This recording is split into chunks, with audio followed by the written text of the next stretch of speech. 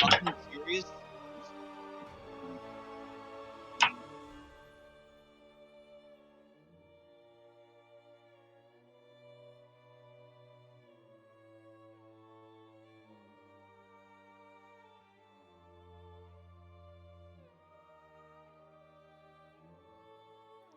Testing. 1, 2, 3. Much better. Much better.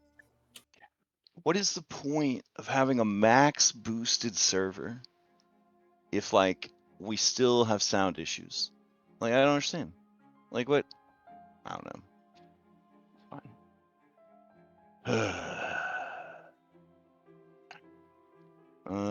Let's see.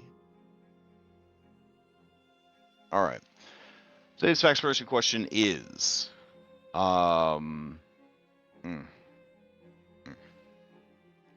you can only save one PC and one NPC. The rest perish forever. Who in the party would your character prioritize rescuing in such dire circumstances? Wow, that's a heavy question for a Sunday morning. I'll post that into chat. All right. So, while ruminating on that question, would anybody, for a recap inspiration, which is a DM inspiration with no expiration date, doesn't go away on a long rest, stack as many as you want, go into the final fight of the campaign with 40 of them, sounds good to me. Sum up what happened last week. If you are interested in doing that, roll a d20 in the chat. If you are not interested in doing that, I will go ahead and try to recap it myself. Oh, we got one die coming out. Oh, it's a nice big 18 from Darius. Oh boy. Man, them dice looking pretty slick. Did you change your dice out to reflect your new look? Like Dark side Darius? No, it's been the same bullshit dice this whole campaign. I don't know. Well, they're looking pretty sinister all of a sudden. No, they've always been like that. Oh, wow. All right, you bested yourself with a nat 20. So you definitely get to do the recap. All right, go for it.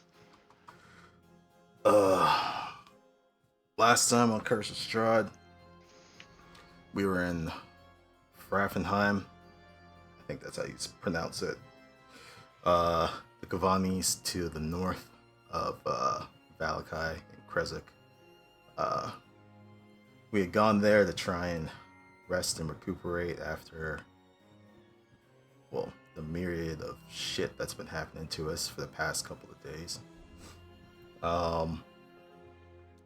And a little bit of celebration with them, since they were somewhat successful on their side when the Faithless attacked Valakai.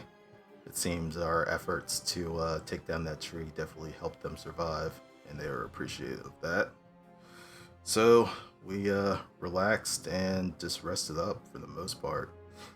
We got our true silver weapons from Celia.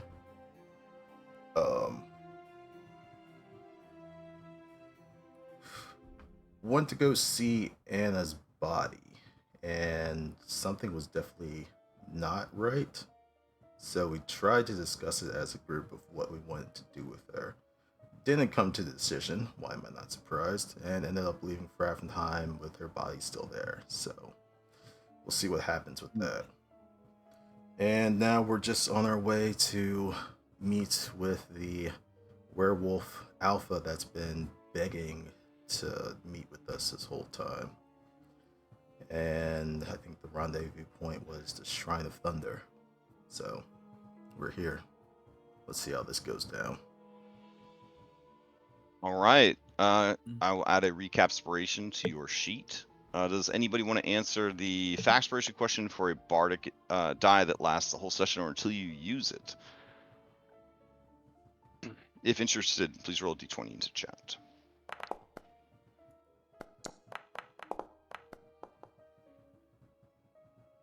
Okay. Got a couple of rolls here.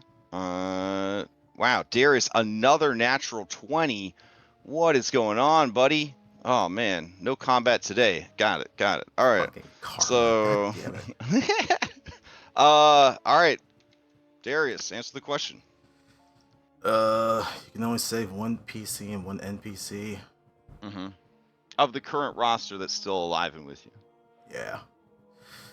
I think Darius would save his boy Tiernan.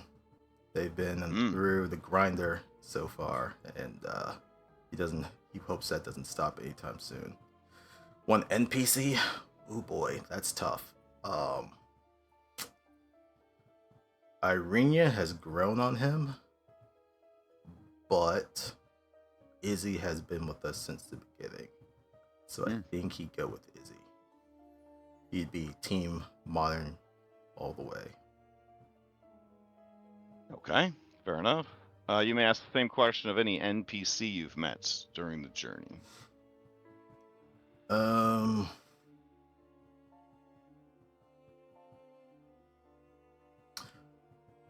might ask someone who's a little bit more neutral. Oh wait, NPC. Baratheon. Baratheon. Oof. Neutral party. Yeah, Baratheon. Everybody in the party here. Gosh, one of these 5 of you, yes, or they have to spare. Gosh. I think that ultimately they would spare. Wow.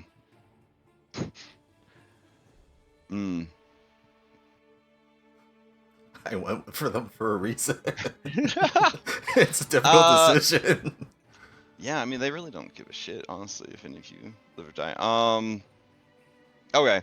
I think that they would spare Daniel, because Daniel, from their outlook, has the most potential to do something very interesting, very exciting before the end.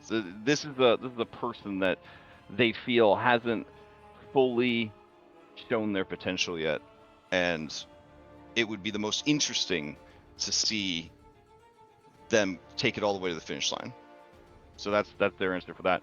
As far as all NPCs that they have encountered,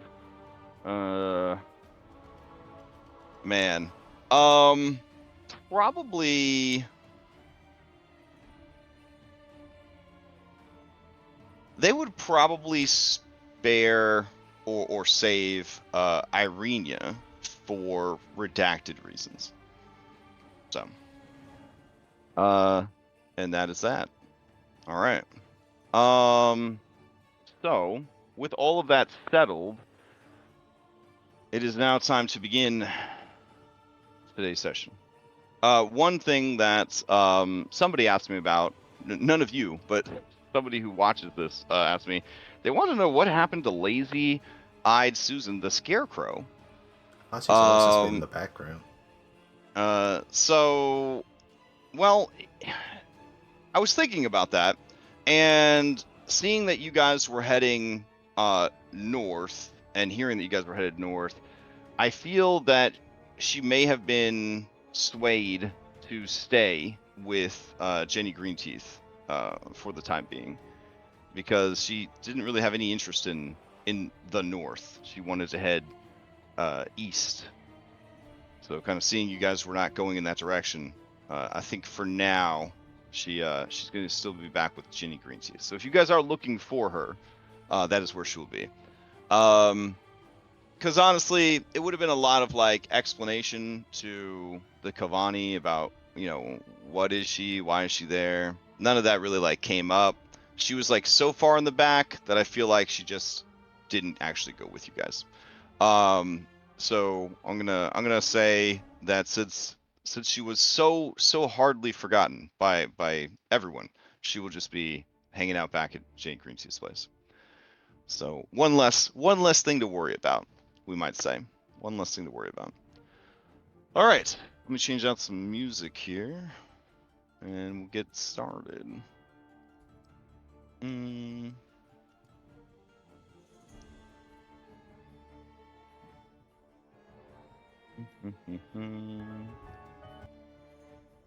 All right. Do you guys want to have your negotiations on this map, or do you require a battle map? What would make you feel more comfortable? I always feel that conversations are best in a scene and not in a combat map, because sometimes people get a little nervous when they see that there's a combat map. So I think here's fine. yeah, okay, we'll hang out here then. That's fine. Keep one handy though. Yeah. Keep one handy. Okay. Let me see. Got some werewolves for you guys. I'll throw a couple down. I believe she has 6 werewolves with her right now. Let's see. Werewolves. They're as nothing to you guys now. You guys are so strong. Let's see. Go here. And go.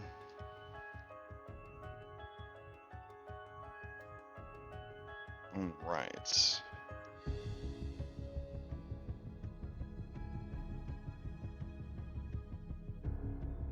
So, this woman, she is tall, has light brown skin, and very stark white, sort of platinum hair. Her silver eyes remain wolf-like, even in her human form. And as she stands there nude in the snow, one of the werewolves kind of covers her in like a fur cloak kind of thing to protect her from the elements. Not the modesty, because werewolves, you know, they all about that natural life. She looks at all of you and she says, "Greetings. I am Zuluka Taranescu, and I have been seeking an audience with you for some time. I will put it plainly to you. My people are in danger, and Mother Night showed me in my dreams the faces of a burned man with auburn hair.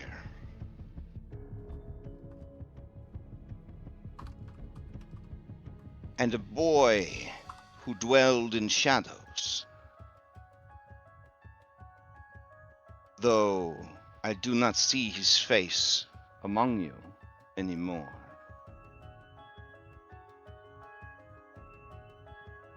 I was to seek them and their allies out to save my people. I sent Luke to retrieve you, and he failed. And ultimately he died. I hope that his sacrifice was worth it, and that you'll give me the time to speak, to palaver, to share. And perhaps we can find a common ground." She kind of waits for whether or not you guys are down to palaver.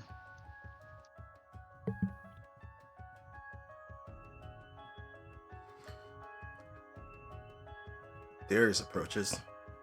Okay. As you approach, the werewolves get agitated, but she holds up a hand to be like, "It's all good." We've been attacked by werewolves since we got here, and we've lost a lot of people over the course. So before we start palavering, you tell me, were any of them from your pack? There is only one pack in Barovia, and they answer to the Alpha. Unfortunately, The Alpha is not me. It is a man named Kiro. And he is a beast, a monster. And now, you guys have dealt with werewolves, and the reputation of werewolves is that they're so evil and chaotic that even Strahd doesn't want to fuck around and deal with their nonsense. And so this lady is telling you that the leader of the werewolves is a monster. To give you an idea of where that guy sits on the 9 alignments chart. She says, it was not always this way. My mate, Emil, was the Alpha, but his position was contested.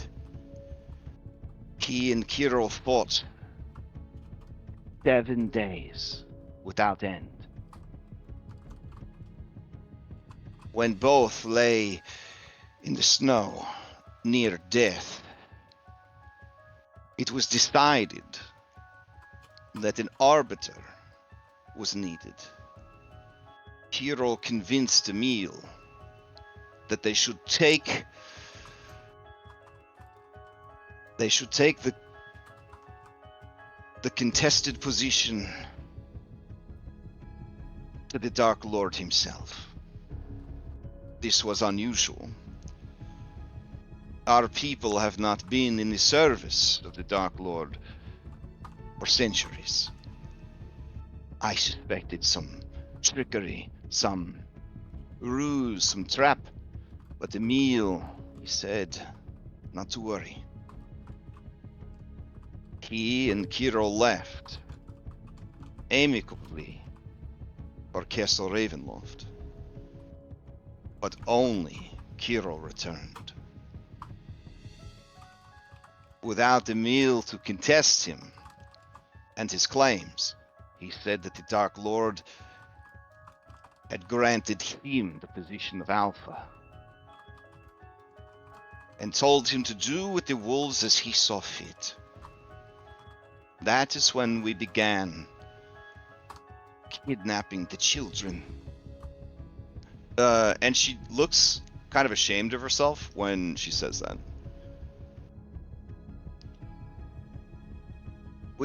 We traveled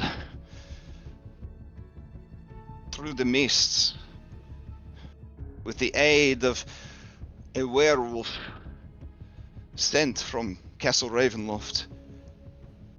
I guess he has the blood of the Vistani in him, but he was able to lead raids against many neighboring realms and worlds.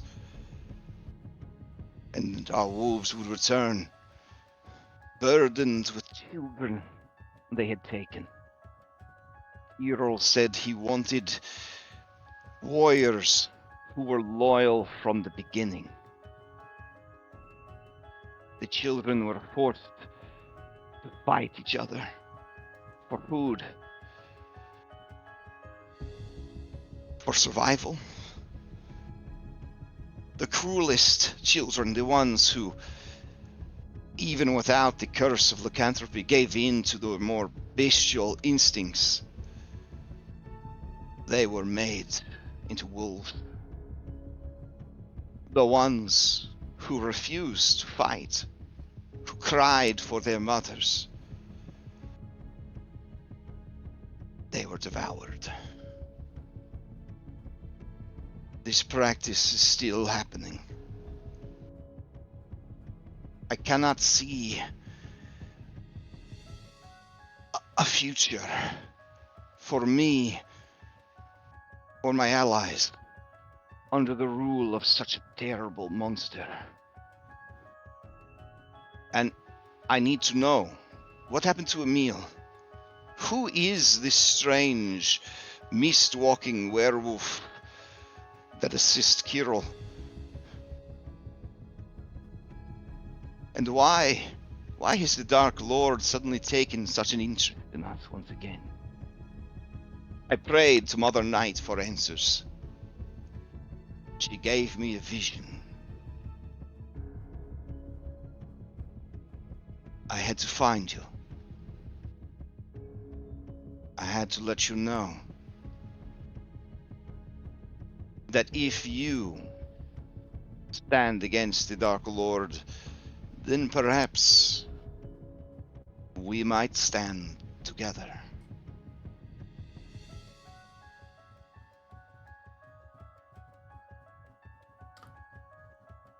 Darius is disgusted with the stuff that he's heard about with the whole children fighting stuff. He just steps to the side and he points towards Daniel on chains like he will not hear about a meal talk to them. This is fucking bullshit. Yep. Daniel stepped forward. I remember Emil was mentioned at dinner. Something about him being an honored guest as well, but that's about as far as we remembered because we failed our roles. Right. Yeah. But you were down in the dungeons.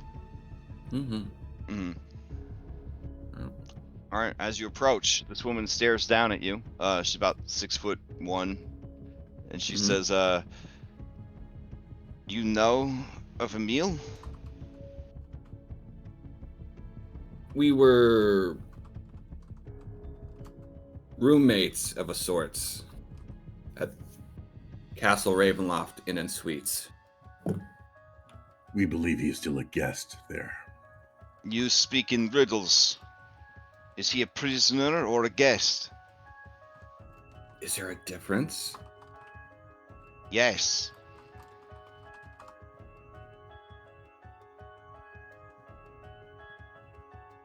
Well, we have yet to see it, but he is the type of guest that wears manacles and chains. Her eyes narrow, and you hear a low, deep growling in her chest. And she says, "Are you in the habit of trying to speak so clever? Can you not just say the words that you mean?" Daniel will step up to her and say, "We never saw much of him, but we heard him loud and clear in the night." Where? In the dungeons, lady. That is what I wanted to know! And you hear the kind of growling roar from in her chest. Oh, Daniel will respond to that. He'll look at Darius and say, "You know, just the other day, I had the opportunity to peer into the mind of someone as they were succumbing to this curse of yours. I saw all the anger, the rage. Tell me, how hard are you trying right now not to rip my throat out?" And Daniel kind of bare his throat a little bit, testing her. What good is this? You taunt me? You seek a fight with me? After I try very hard to find you? Is this No what offense, Mother Night has sent me to do? No offense, lady, but we need to know whether or not you're a monster. I mean, face it. You know, from our perspective, you are. But, you know, we need to know, are you going to be the beast or the babe in this? Shane just slaps his head. She has a disgusted look in her face, and she says, "I was wrong to seek you out. You are fools who bluster like the wind. We leave now." Jesus And fucking Christ. Hold and they on. begin. She stops and turns. Like I said before, we've been dealing with werewolves this whole fucking time, and we've lost multiple people because of them. So we're a bit. And we have been prickly. dealing with humans for centuries. And many wolves have died to them. But I was willing to put all that aside to see you for myself. And what a great disappointment it is.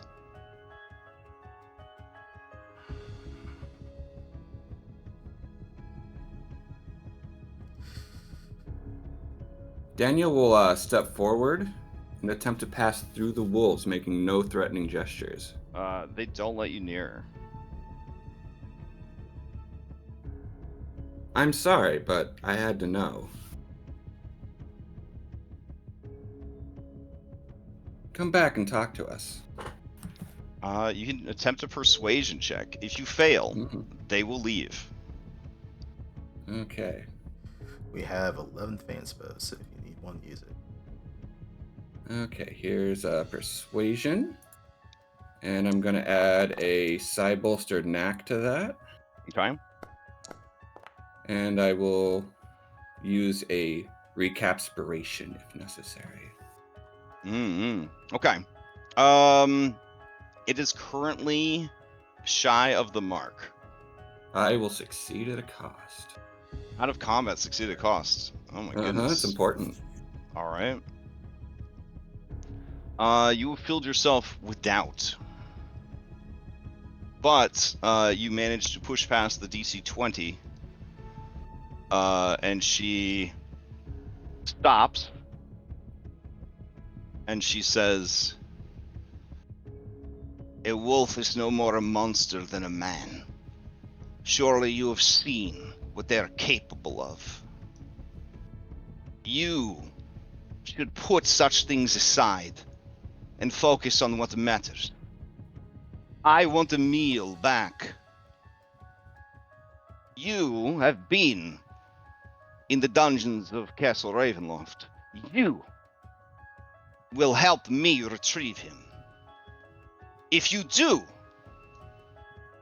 Emil will resume control of the wolves, and we will ally with you in your fight against the Dark Lord. Simple enough for you?" This sounds great, but Emil was willing to go to the Dark Lord.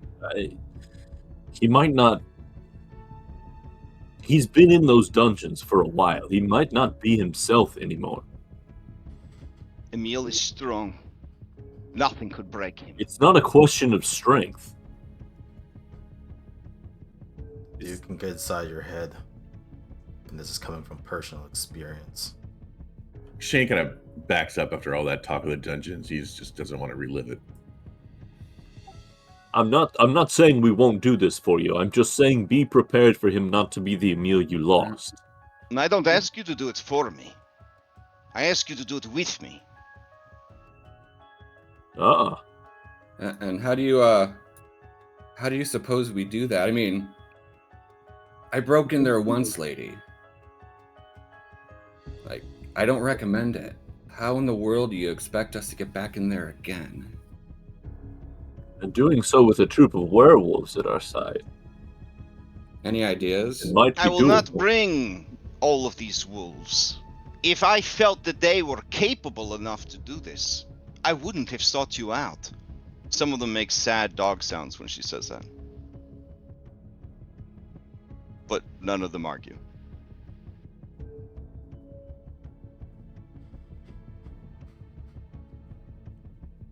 Mother Night led me to you, and I believe that she would not have done so unless she thought you could help me. Still got some business at the castle. It may be possible. It seems most of them go to sleep during the day, so if we hit it during that time, we may be okay. But there's still other shit all over the castle, and that's what we have to do. We do know we can go in from the bottom. Work our way up to the dungeons. I don't know what's down there, but it might be safer than, knocking on the gate. Man, if I had $20, I bet you it ain't gonna be safe. It won't be safe, that's for sure. It might be safer. Maybe. It's still on the gradient of safe to unsafe. It's still on the unsafe side, just not as unsafe as the front door.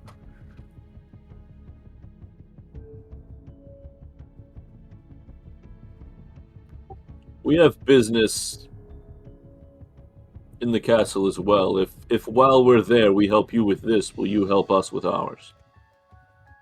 Of course, if we travel together, we will be as one pack. Your needs will become mine, and mine yours. I will not betray you, and I will not lose control. She stares at Daniel when she says that.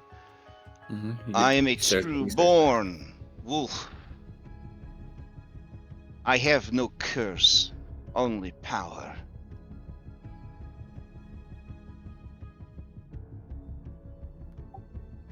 There is... You need to know where we were coming from with this. Strahd... Sorry. The devil himself hasn't, as you said, aligned with your people for centuries. Because we assume, or at least we assumed, that he thought you were too uncontainable, too chaotic. You can understand why Yes, going into we are this we would... too free of his influence and control. He hates those he cannot completely dominate. Well, in that, we certainly have a shared interest.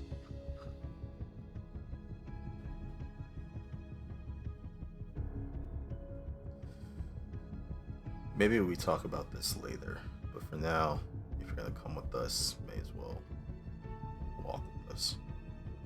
Are we making our way to the castle now? We're making our way somewhere, but let's not discuss it now.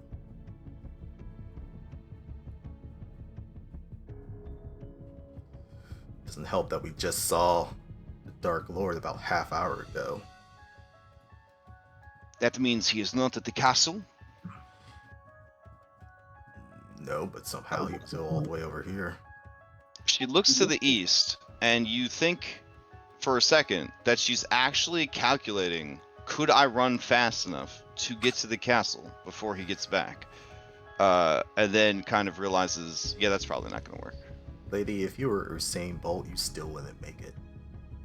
Yeah, they're not going to know who that is.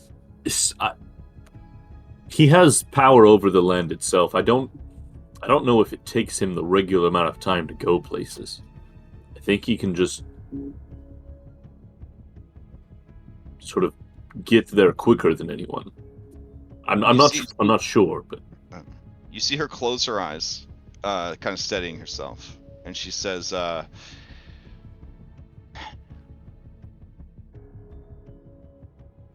"You say that Emil, you hurt him in the dungeons, so I know he's alive. If you're not ready to return to the castle, perhaps you could help me in another way.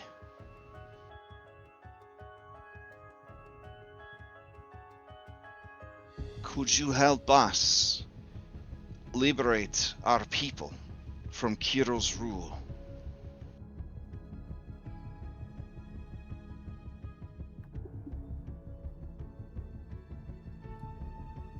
You want us to take on that furry psychopath now?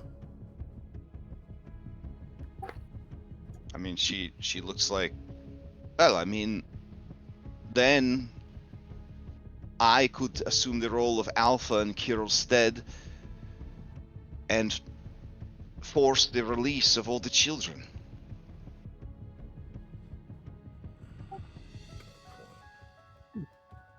do you think it will be easier to have you accepted as the new Alpha than it would be a returned Emil?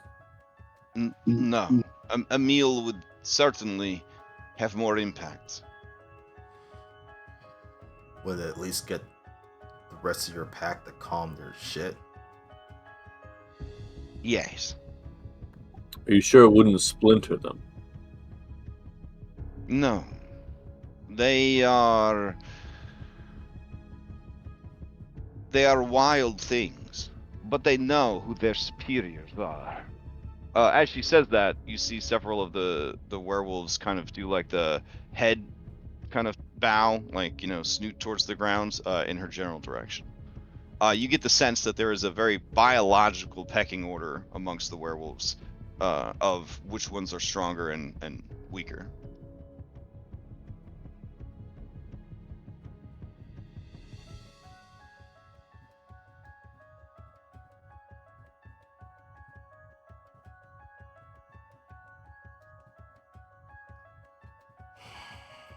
Emil may be weak after his time in the dungeon. It could be that you'll have to do this either way. Well, then let me be very forward and direct and ask you, what the hell are you doing then? If you are not bringing the fight to the Dark Lord, why are you even here?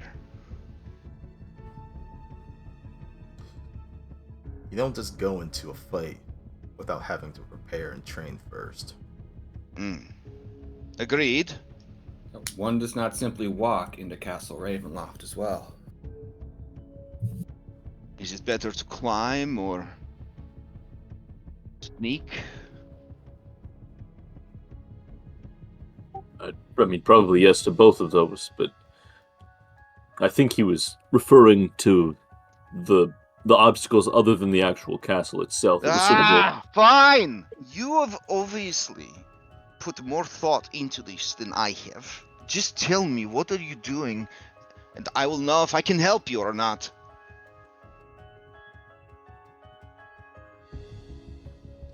Well, the fact that we actually Alright. met you, I think, is one thing that crosses off our list. Wait, meeting me was on your list? Her eyes narrow. it was. Yeah. Well, I think maybe it's actually meeting your mate, but there's a couple things we need to do to prepare before we head towards the castle. It is up to you whether you would rather come with us for those or whether you would rather meet us near to the castle in preparation for this extraction, raid, whatever you want to call it.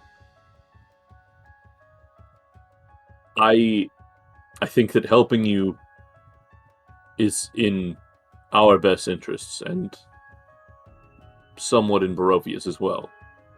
But we can't do it we can't leave from here to the castle. There are a couple things that we need to prepare for first. Then tell me what they are, that I might help you. So we need bullets for one.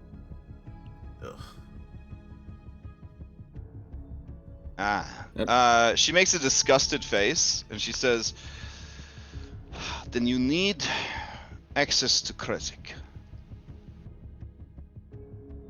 Also, sexist Tiernan confirms. Yeah.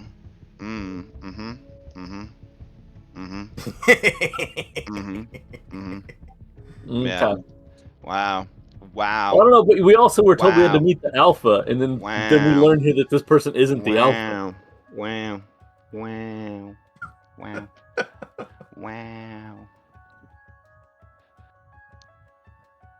All right, she says, Krezik is a complicated situation. They are beast hunters, werewolf killers. They are guarded over by a strange and ancient individual. Likely by now you've heard of the abbot. Everyone turns to look at Irene. Irene gives a thumbs up. Zuluka gives a thumbs down.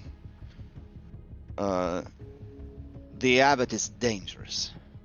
I don't know much more than that, but I know that any creature that lives as long as he has cannot be trusted. We have learned that he might have some sort of being out of time type insanity.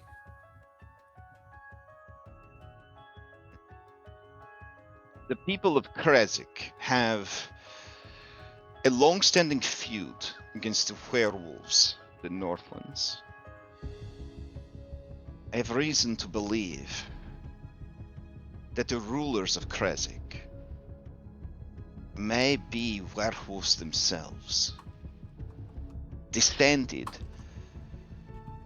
from our same tribe. They turned away from Mother Night and her teachings. They sought to bury the bestial instincts of their blessing and founded their small civilization. It is for this reason that they are so knowledgeable and skilled at hunting our kind. But it is also for this reason it would be very difficult for me to meet with them, with you, without them knowing me for what I am. Would you be willing to vouch for me? So you think it's like what, on site that they'll try and kill you, or We can smell each other. But We do don't have any pre-existing relationship with these people. I don't know why they would Oh, trust you have us not vouching been to for them. Krezk yet. No. No. Ah, then I will take you there. I know the way. But again, Not all I of us. ask. Mhm.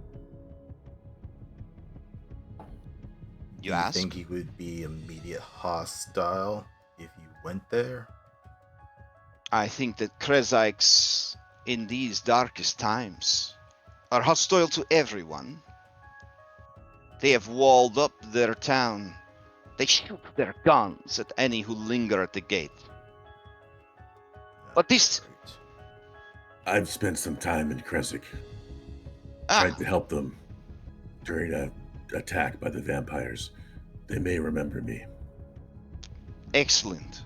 You already have someone who has managed to worm his way into their favor. That's one way of putting it, yeah. It's been some time, though. Things, we're told at least, have changed somewhat recently in Krezk. They've stopped opening their gates at all. They've ceased trade.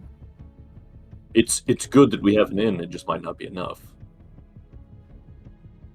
Well, it is better than nothing. The day is still young. We should head out immediately.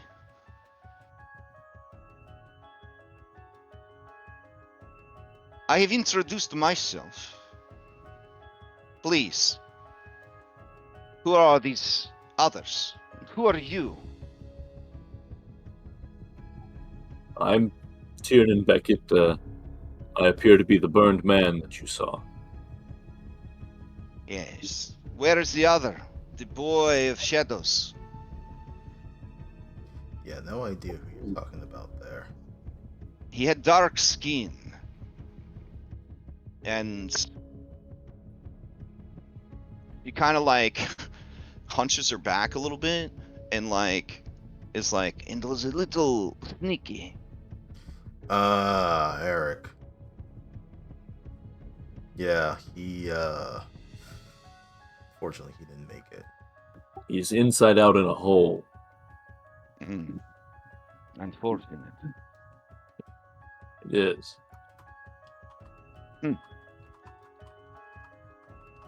Well, his innards feed Mother Night's eternal hunger. And what of you, rude boy? What is your name?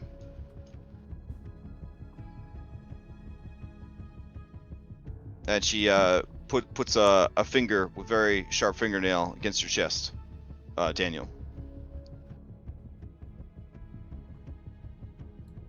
You may or may not be muted. I don't know. So... Oh, sorry. Okay. Yeah, and she does that. Daniel gulps hard and says, I'm Daniel, and there's no words to describe me. Suddenly, Dreamweaver's playing in his head. Okay. So she moves past you, towards the others. So Shane, do you introduce yourself or? If she looks at me and motions, he will. Yeah. Yeah, I mean she wants to know the people she's working with. My name is Shane Masters. That's all he says. What are you the master of? He smiles and smirks like how he would have answered maybe last year, Uh-huh. and then says, "Well, if you ask this group, not much." I see. All right.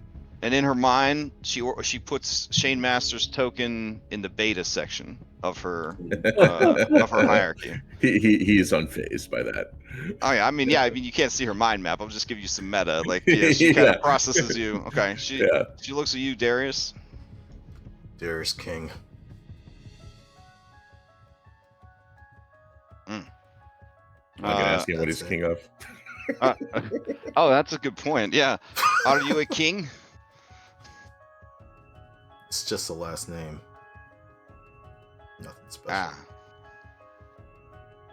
Oh, when you say nothing special, Irenia says, I'm Irenia Kulyana. I'm a healer. And Shane mutters, "Rose of the Valley." She looks at you like, all right, she approaches you, liar. This lady's probably fairly imposing. He's probably easily cowed by her. Oh, However, because ladies, gotcha. he is a little off-put by the name drop from before, and he says, "I will talk to you at a later time because of what was said." Would that be acceptable? Yeah, she says, all right.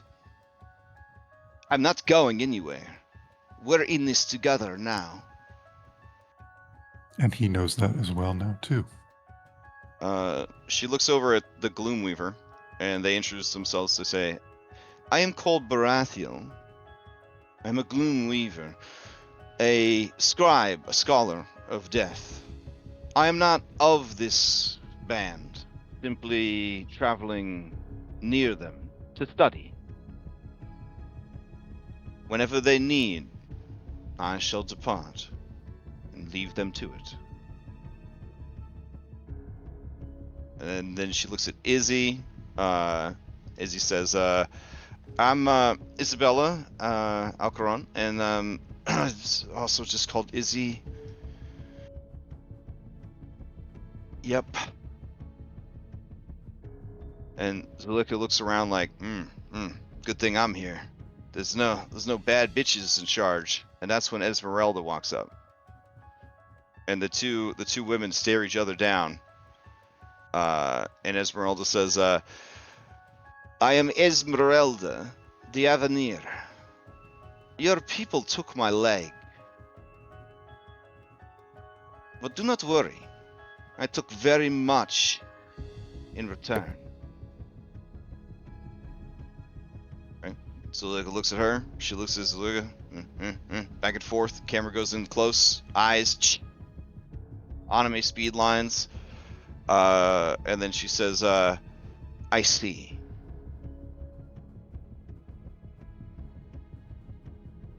You are very strong to have survived and to continue to fight without your leg. I respect that.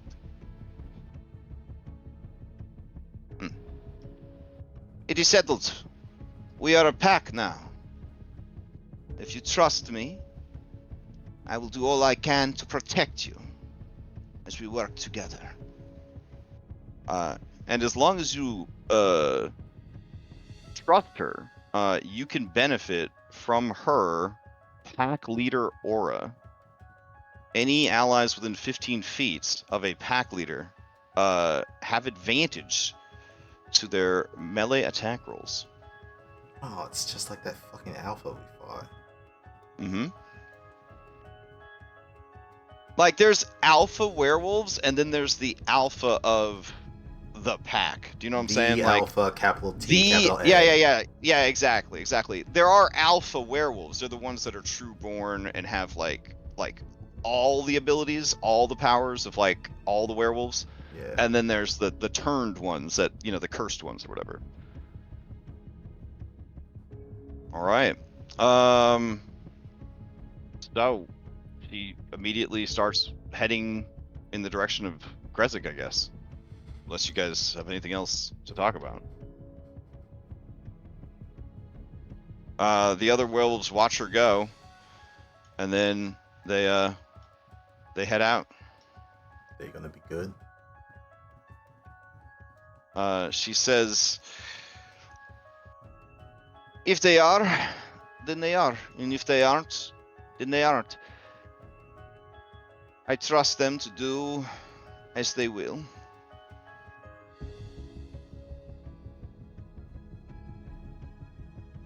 Hmm.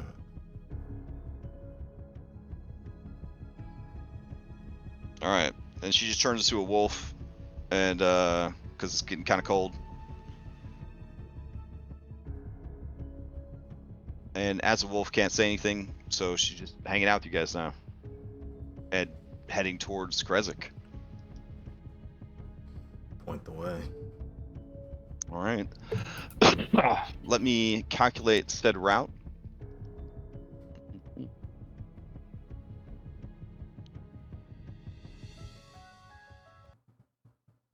Okay, acquiring this ally was a mini milestone.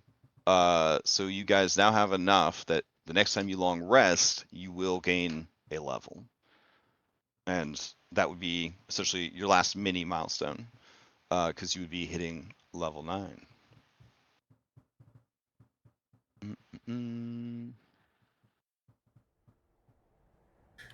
Though if Daniel hadn't made the check, then you would never have recruited your ally. You'd have an incomplete Taroka set. Oh man, it'd be pretty embarrassing, honestly. But Hitting on a I mean- fine line there. Yeah, it's the stakes that make it worthwhile. Ah, yes. Yeah. Raphael had the right of it. Daniel making very risky moves. I feel like it was a decent idea to test her self-control before we allied them. Before you allied with her, yeah, not a bad idea. Well, yeah, I mean, Daniel was in Mackenzie's mind. It's like he knows what they're capable of. That's hard to trust, man. Let's see. Yes. Let me calculate your route real quick. You guys are at the Thunder Shrine.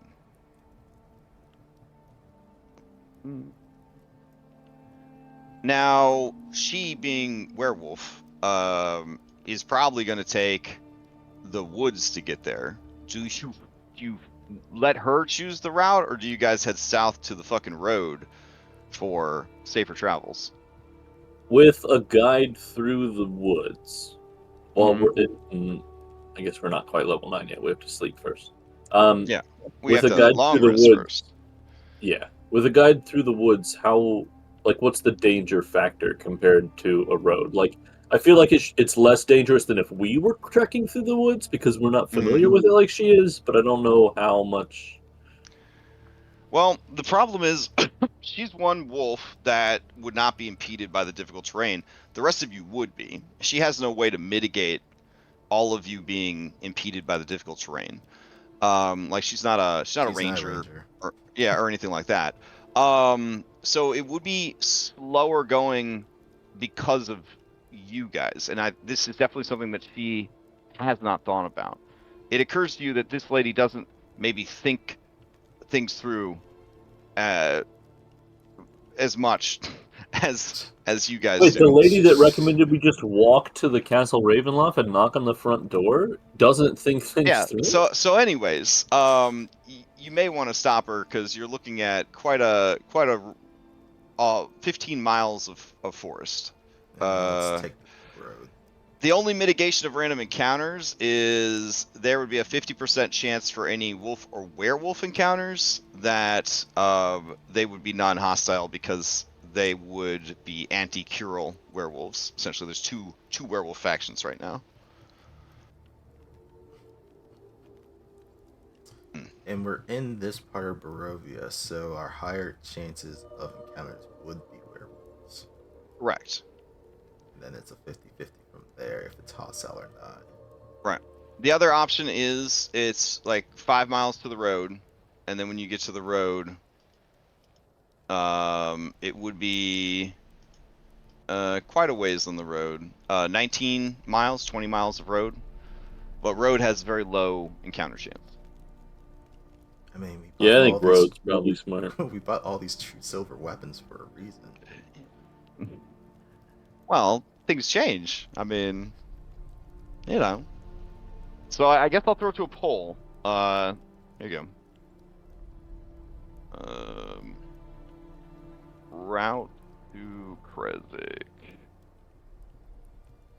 Forest. Longer, more encounters. Road, shorter, lower encounters.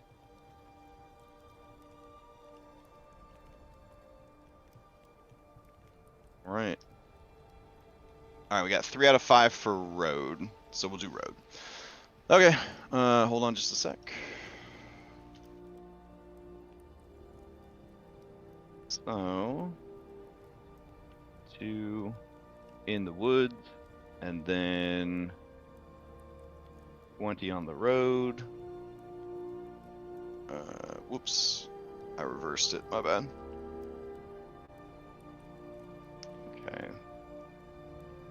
So, altogether, it's going to be 10 hours to Krezk. Would you guys want to push those extra 2? Or would you want to do a half and half, like half today and half tomorrow? Pushing requires what? Con checks? Yeah, everybody would make con checks. DC 10 for the first hour, DC 11 for the second hour.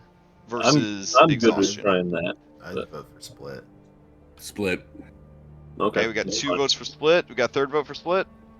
That's fine with me. All right, 3 votes for split. Okay.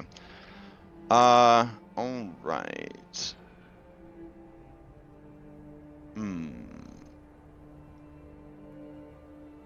Okay. Now you could stop at the old tower if you wanted to. That would be about halfway.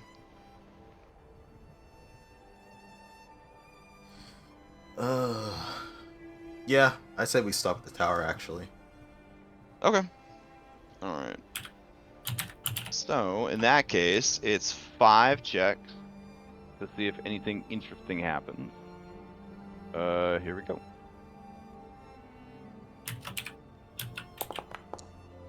Nope. It's also the middle of the day and you already traveled a lot, so I shouldn't have even asked for half and half because you could only travel so far before you'd be busted anyways. Alright, and the last one is on the road. Alright, no encounters. You guys reach the old tower. Alright, do you want to spend the night in the tower, using it as a sanctuary and long resting and Yes. leveling up to 9? Yes. Nah. No? Nobody? Don't All right, listen I to can that throw up man. I could throw up a poll. Do you guys need a poll? Are you undecided on? No. Oh, okay. So go ahead then. I guess and level everybody up to 9. Let's see. Let's grab the tower for the background here.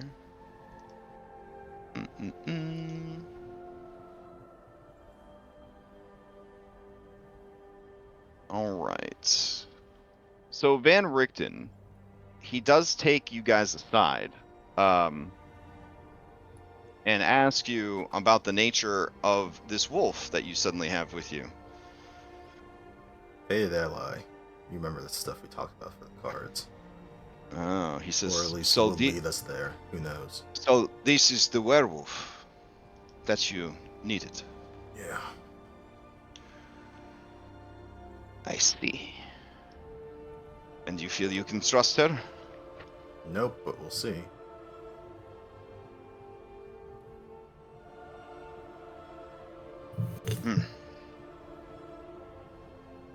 How are you doing? He asks you, Darius.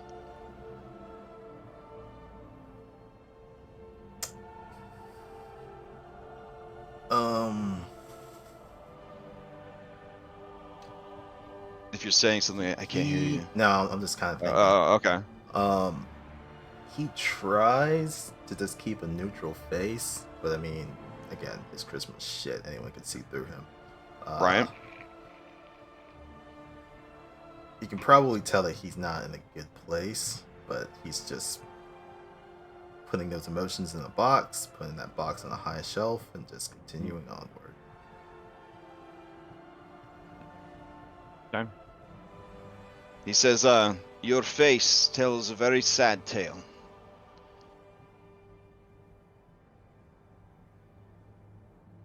I'm sorry that your friend could not make it.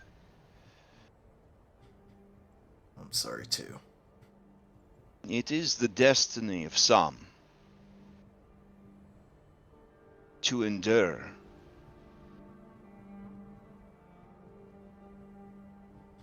And while others might view such a destiny as divine or fortunate, this old man can tell you it is not. To outlive everyone you care for, to It's survive when others do not, It's rough. It sucks. there's a weight. Eh? It sucks and I hate it. This is the second time that someone I loved suggested that we go do something and then they end up dying and I'm the one who's still here. Fucking sucks.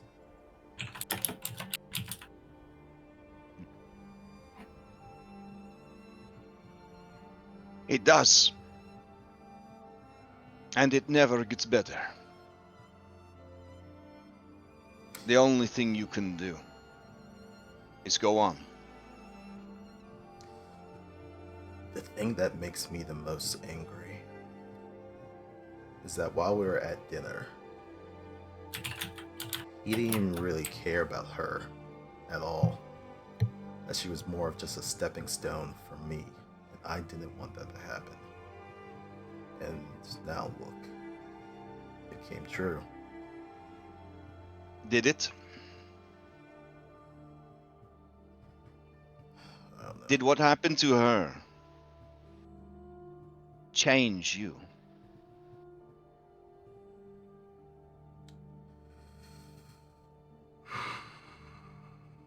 Outside appearance? Yeah. Inside? I don't know. Still working on that.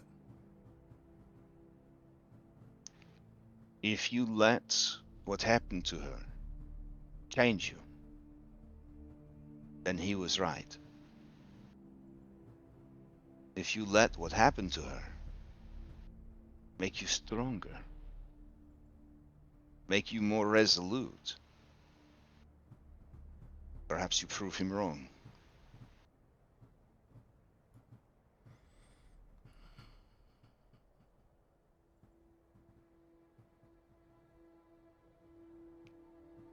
You sound like you've gone through some shit. Do you feel like sharing? I do not. Figured. Had to try. All right. So during this this period of rest, as we kind of head into the night hours, does anybody need anything or need to communicate anything to anyone else as we kind of head into the long rest of level 9? Yeah. Yeah. Okay. All right. Take it away, But guys. just very quickly, just Tyrion Yeah. and the Wolf Lady. How about we don't say Strahd's name when we're out there? Because Wolf all Lady that- didn't say his name. oh no, didn't. But then we kept talking about everything after we said the name. Oh, okay. So you explained to Yes. her that situation. Yes. Oh, the wolf's eyes go wide, like, oh, that how he always know everything. Yeah. So we need to stop talking. If the name is ever said, you stop talking. You start talking about something else. Hmm. That's it. And for those curious, the anti-magic of the tower does not force a reversion of form, because Lycanthrope's shape-changing is in a system where things, are labeled properly, an extraordinary ability, not a magical ability. That's all I had. Okay. Shane would approach Esmeralda and Lyre. Okay. They watch you approach. You Esmeralda nods to you and says, "Soon enough, gunslinger. You will be well equipped." I hope so. I feel a little naked without ammo. May I join you Join us for what? to sit and talk? Oh. She looks at Lyre. You guys weren't really even talking. You were just sort of like, Lyre doesn't really say much, guys. yeah. You guys are just sort of sitting there meditating. She's smoking her pipe. You know what I mean? Like it's just like. Well, She we get says, along so well because we don't talk. yeah. She says, sure. Now they're And like, oh shit, we have to talk. And she like nudges like a nearby crate over so that you can sit on it. Shane takes it and he sits on the crate and says, "How much of your travels have taken you to Kresik before?" That is a great question.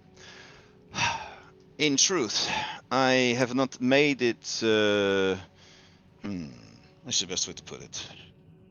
I have not made as much progress with Kresik as I would like.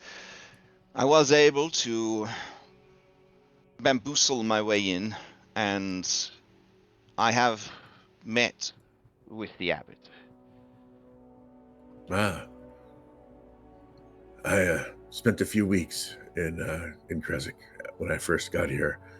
After I met Irina's brother, and thought maybe there would be a way out there, something of safety. But I just found more sadness. But he would tell Esmeralda and Lyre what he knew of Kresik, like what the state of the city was. This would have been months ago, obviously. Yeah. But who was in charge, anyone he met, anyone he formed a connection with that might help them.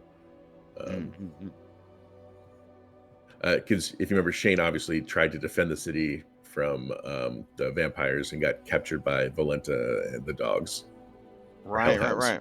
Yes. So you bring up Burgomaster Dmitry Kreskov and his lovely wife and his two lovely children. And she says yes. She has met them as well. And then you bring up the sacred spring and the lovely gazebo that is near it, and she tells you that yes, I felt there was the presence of something decent in that spring. It was the one place that calmed me, and I felt somewhat at peace. I spent a lot of my free time there, just staring at the water. Did you go to the hot springs that are located nearby? They have a lodge. It's very relaxing. The locals, they think that the hot spring is different than the spring itself, because I don't think they understand how underground reservoir works, but you're not allowed in the spring, but you are allowed in the hot springs. I couldn't bring myself to try and correct them. I understand, but no, I did not want to overstep my bounds of their hospitality. And Shane would also never have made it up to the abbot. He Right. wouldn't have felt comfortable thinking he's a religious man, and He says, I was able to glance at his library, but in truth, I did not feel comfortable staying there by myself. The abbot, there is something wrong with him. Rather than overstay my welcome, I took inventory of the books, promising myself I would return later. Very smart. I would join you if you wish in helping you in the library. Find the quiet comforting now. Well, there is nothing quiet about the abbey. It is filled with the screams of creatures whose bodies have been horribly warped by magic. mongrel folk, they are called. Once humans, now beasts.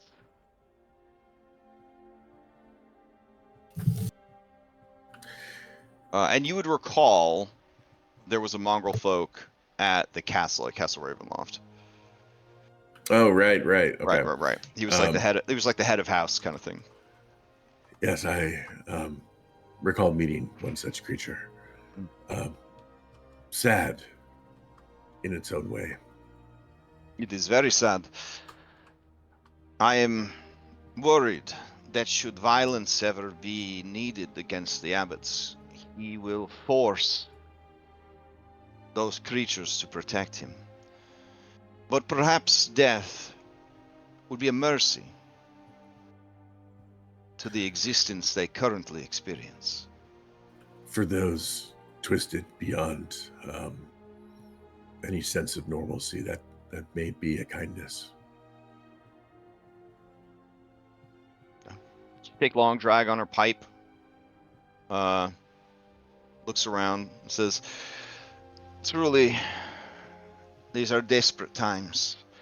To be allied with a werewolf, of all things." You showed great restraint and resolve in meeting Zulika. She smiles and says, "Once when I was a girl, when my family was still alive, we were children and at play. We broke my father's lute, and we knew that his wrath would be terrible. When he came out of the Varda and saw what had transpired, my brother," she looks really sad when she says this because he's dead too. He started to just scream at us, to yell at us, to hit us upside the head. Our father saw this, and I think it was like looking into a mirror. He saw in my brother the rage in himself. He saw what he was about to do, and it calmed him. And a few punches in the head from my brother is nothing to the beating my father would have given us. And so in the end, we got off easy. When Daniel challenged Luca, I saw what I could have cost you with my prejudice and my anger. Fortunately, he was able to smooth things out. I know in my heart I would not have done so. You understand? I believe I do. If only my father had had the self-reflection that yours and you do, that maybe things would have been very different for me.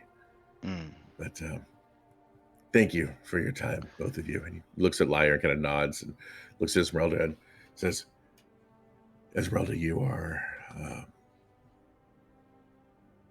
an amazing woman." And he says It's that like true. with no flirting, no. Yeah, no, it's true. I am just really incredible. It's fine. Well, keep on keeping on then, and he'll. Pretty one.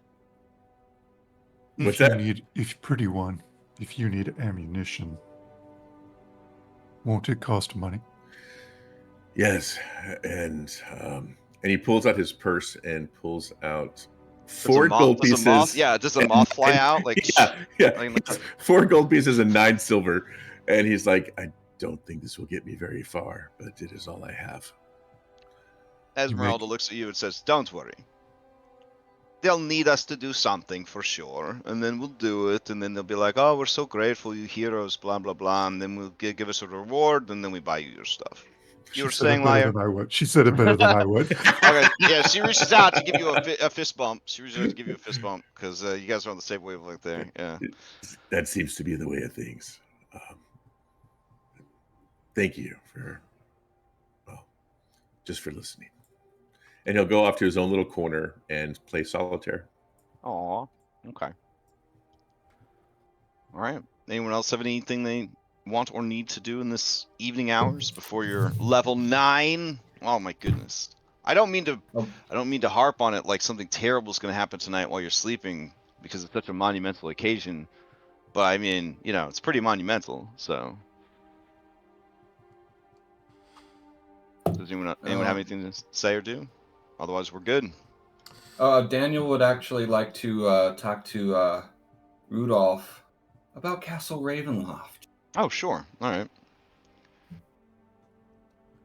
Rudolph says, "What can I help you with, Daniel?"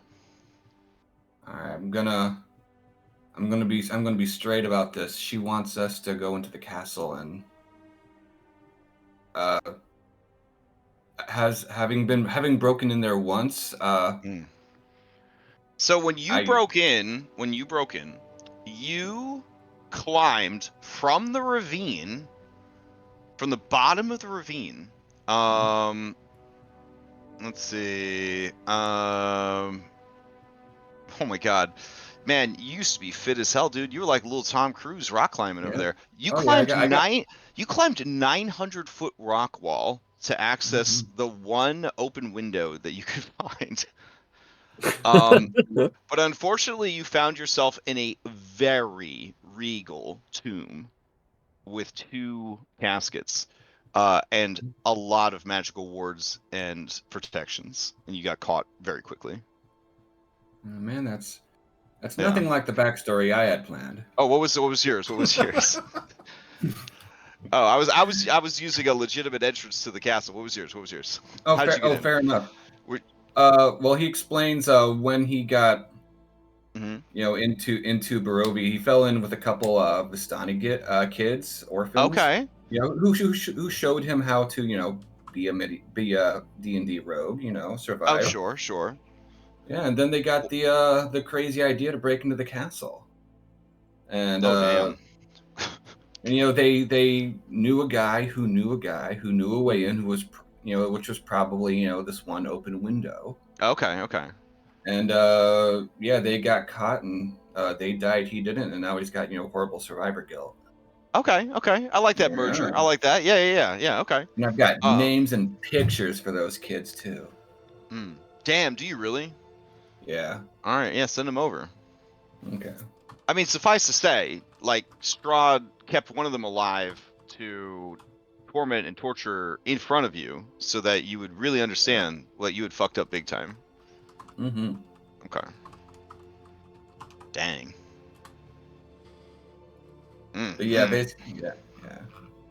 Okay. Yeah. When you explain all this to Rudolph and Richten, he says, it was a daring attempt, to be sure. But 900 feet of climbing. Would it not have been easier to descend from the overlook, though that would have put you in sight of the many guardians that prowl the walls of the castle? At all hours of the day, gargoyles crawl about, though I suppose when what passes for a sun is present, they slumber in their statuesque forms. At night, patrols of vampire spawns skitter like cockroaches across the many walls and parapets. Not to mention the many spirits who come out at night. I am aware of several ways that the castle could be breached, though none of them as daring as yours. There is the main entrance. This is the most obvious one, but you will be detected quite easily. Mm-hmm. There is a servant's entrance. It connects to the first basement and second floor. Could be a way in, though it would require much stealth. There's the chapel, which can be accessed through the courtyard on the main floor. You would still need access to the courtyard by scaling the walls or, no, I don't know, magic, I suppose. Then there are the parapets themselves. They crisscross and encircle the entire castle at various levels, each of them leading to doors. Though again, you would need to be able to climb to gain access to those. Your entrance sounds strange. Why would there be a single window so far down? Curious. Maybe just to bait, stupid kids. I theorize that given the Dark Lord's magical prowess, there may or may not be a teleportation circle somewhere within the castle. But that would require knowledge of the circle and its unique patterns, or access to a connecting circle.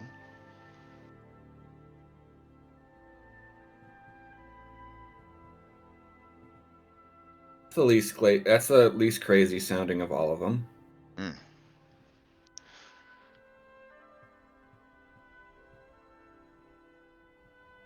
Do you have any other questions for him? No, just like well, that last one seems pretty interesting. Where would we learn about that? Well, And I know, as mentioned, the library in Kresik. this world is relatively devoid of magic users. Those who show any aptitude or excel in such arts are hunted down and either recruited or slain. Mhm. I theorize that's part of why your group has lasted as long as it has, is their innate lack of magic.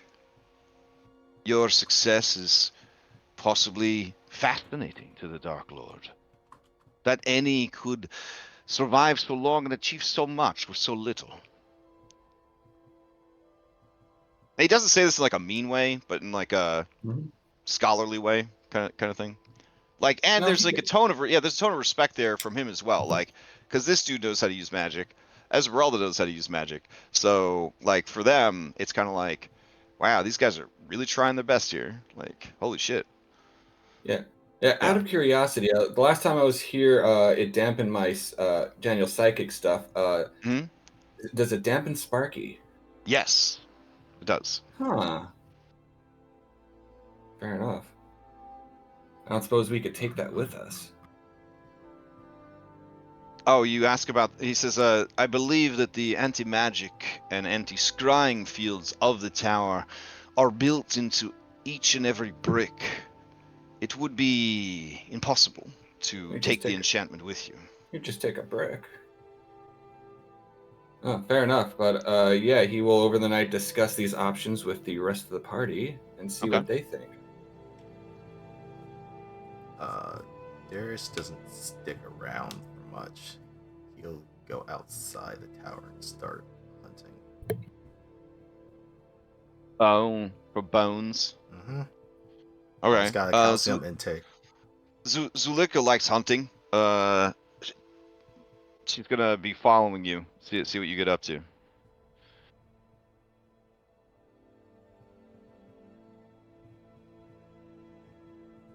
Do I need to make checks or? Let me see.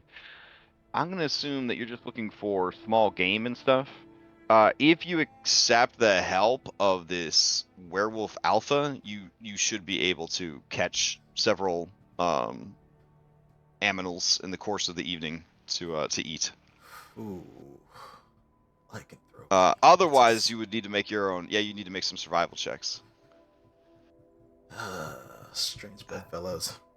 Yeah, I think he'd be reluctant. Well, I mean, as the new pack alpha, this is her thought processes, not your new DMs. As the new pack alpha, she sees that you are wandering off on your own, so she's gonna keep an eye on you. The others are safely inside this cave.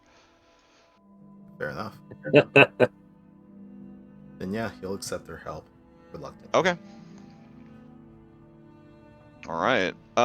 She kind of cocks her head curiously as you kind of ignore the meat and just go for the bones.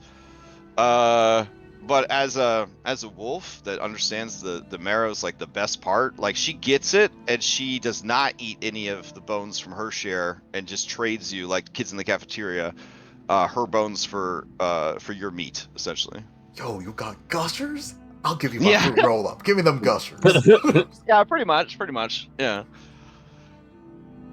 She doesn't seem like she's like, oh, that's weird, a person eating bones, but like also you get the sense that this person's been around here a long time and they're just like, eh, I that's mean, whatevs. I imagine she has decent perception, and Darius isn't particularly trying to hide any of his transformation stuff, or Sure. cares. So she's probably seen that, oh, there's something definitely off with this guy, but it is what it is. Okay. So anything else happened that evening? Liar, you good? Yeah, fine. All right, cool. All right. So that night, when you guys settle in, Tiernan, Irenia wakes up in the middle of the night, as if from a bad dream, gasping for air and holding a hand to her neck. She kind of looks around in a panic. Your perception is too high. Anytime someone farts, you wake up. Like it's terrible. Yeah, he'll immediately sort of try to comfort her. Hold her. As you do, she says, she was so scared, Tiernan. Who was scared? Tatiana. Do we know about any of this yet? I don't think so. Okay. Who's Tatiana? She's the girl I dream about. I have always dreamt about her. But I keep such things to myself. It's just tonight, it was so real. Sometimes in the dreams I see her. And sometimes in the dreams I am her. And other girls too. These girls, they lived a long time ago. And sometimes their life was good. And sometimes it was very bad. But always comes the Dark Lord into their life. And she kind of blushes and she says, most of the girls, they fall for him. They give in to him. But all of the girls die horribly. Stoned to death, burned alive, drowned. Or in the case of Tatiana, she saw him for what he truly was. A monster. A monster who had taken something from her. Something precious that she could never have back. The most important thing in her whole world was taken from her. And she fled from him. And she threw herself over the edge of the highest parapet on the castle to escape him. That was what woke me up. Was hitting those sharp rocks. Was feeling my body torn to pieces. And Tiernan, when she died so horribly, and the pain was so much, she felt relief. Because she was safe from him.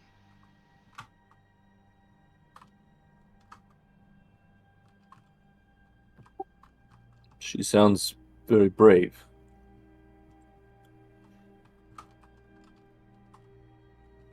Tiernan, I have a secret. I wanted to go to the Abbey for a very long time because I wanted him to make the dreams stop and go away.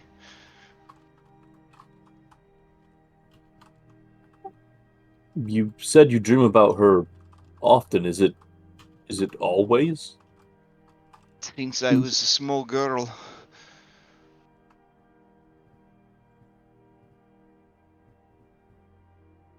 Her and the others.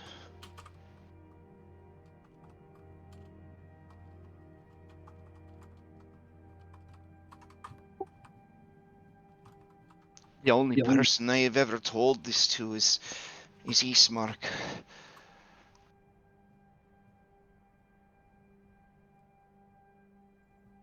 He told me not to worry. But now that I know more, I'm so scared, Tiernan. What if I am her?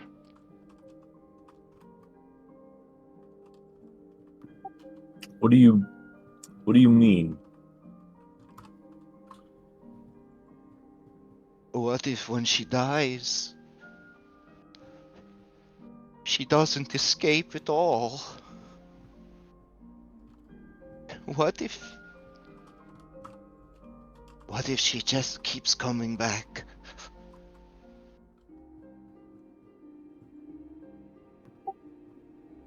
We've heard that death is no escape here. Do you think that's what it could mean? What if I am her and he knows? What if he comes for me?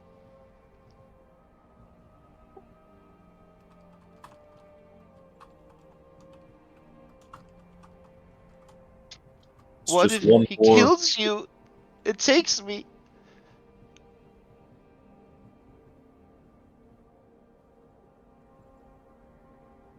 It's just one more reason why we need to end him.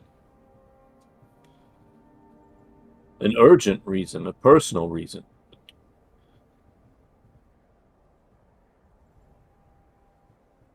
It just makes it even more important.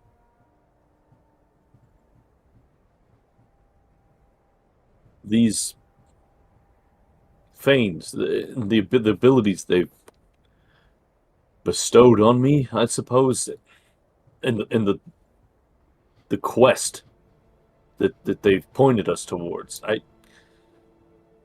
We can make sure this doesn't happen again, ever, to anyone. And you're a part of that. This is...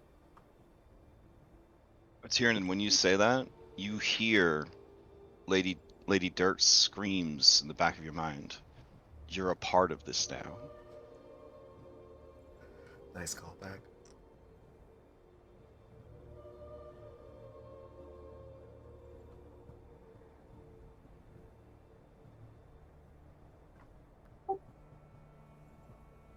And then you make this face.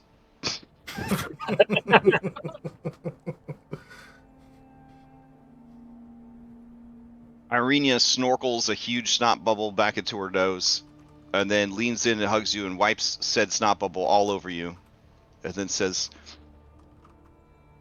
I am happy that we are going to Kresik. We will find the abbot, and things will be better. If he's anything like what you've heard, I hope they will be.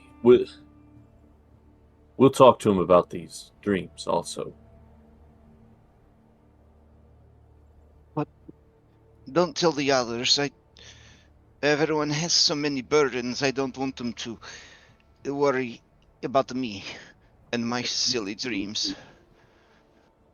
I will keep it to myself. All right. And then she falls asleep again. Tiernan wipes the snot off of himself and says, we need to invent tissues here. And then he goes to sleep also.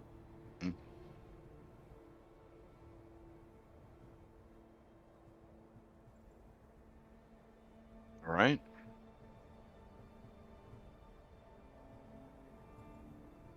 The only other thing of interest would be Lyre. This place is quiet. You can hear the sounds of your non-human allies kind of sleeping and whatnot. As you enter reverie, to kind of rest your body and give your mind a chance to kind of process the thoughts of the day, there are invasive thoughts that would threaten to be dreams. You remember being young, small, and the night that the slaughters began. I did not mean to do that. When he came, betrayed his own people, and began a righteous genocide. It seemed that he was a devil, otherworldly. The scouts and warriors, they fought to stop him, but his wounds, they didn't slow him down, they just fed his hunger.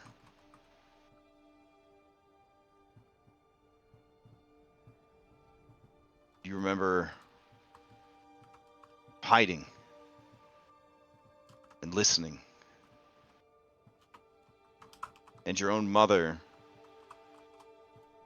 rushing out to face him so as not to give away your location, and her dying screams. You've spent a long time mastering these memories and these feelings, and it is a surprise to you that they chose tonight of all nights to resurface.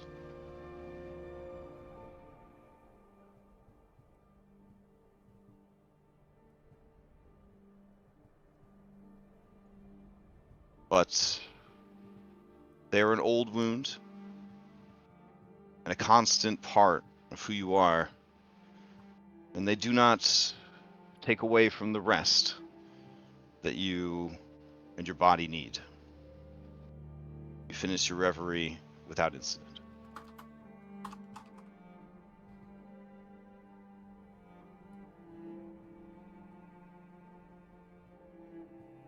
Also in reverie nearby, their aura of super depresso, dampened by this by the tower. They kind of cock their head and look at you, and they say in Elven, "You are troubled, brother?" Remembering old times. The greatest burden of our kind, to live so long with such keen minds.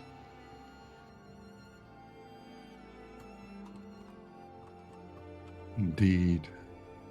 However, it's best to remember things that shape us. And it's a good reminder as to why we and I do things, good and bad.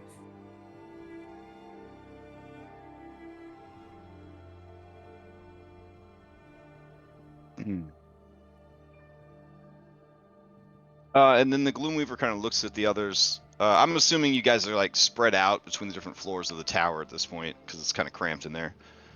And says, I have acquaintances who felt the pull of adventure, They went out into the many worlds to seek stories. They befriended the... Well, I suppose it is cruel to call them lesser, but the shorter-lived races. Smirks at that. There is a strength in everything they do. An intensity I feel our people could never understand. For deep down they know that their time is so fleeting. And so they love harder. And they live so intensely.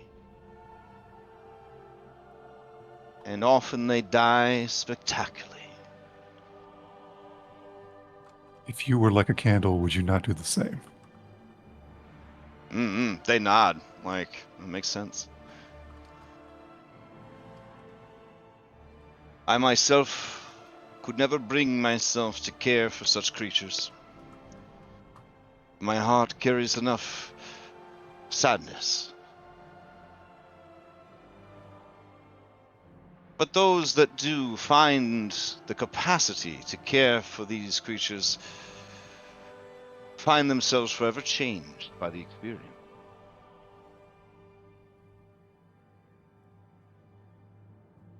And you understand that this is a cautionary tale, essentially. Oh yeah, I see where it's going. Yeah. All right. Then the Gloomweaver says, "It is this same short life, and that causes so much trouble. I believe it is the root of the Dark Lord's condition. He saw for himself what little was left of his candle,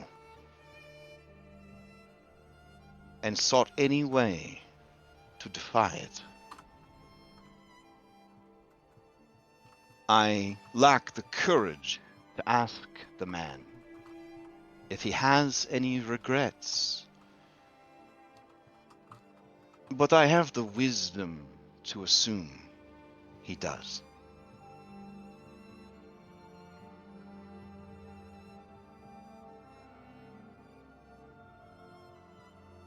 Perhaps you'll get the chance to ask him yet.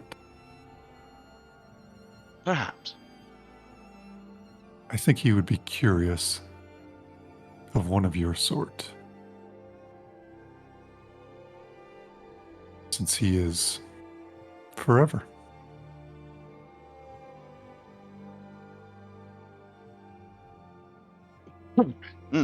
So, as the conversation lulls and what passes for a sun begins to rise, you hear the boom of thunder and the light drizzle of rain.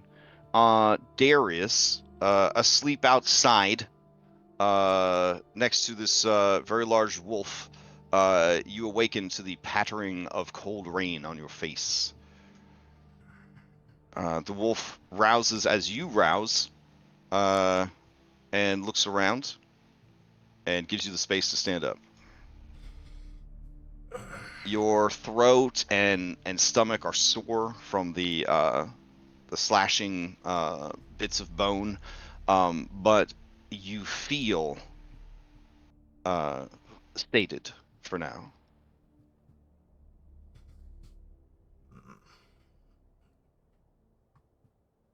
All right. Everybody convenes at the base of the tower.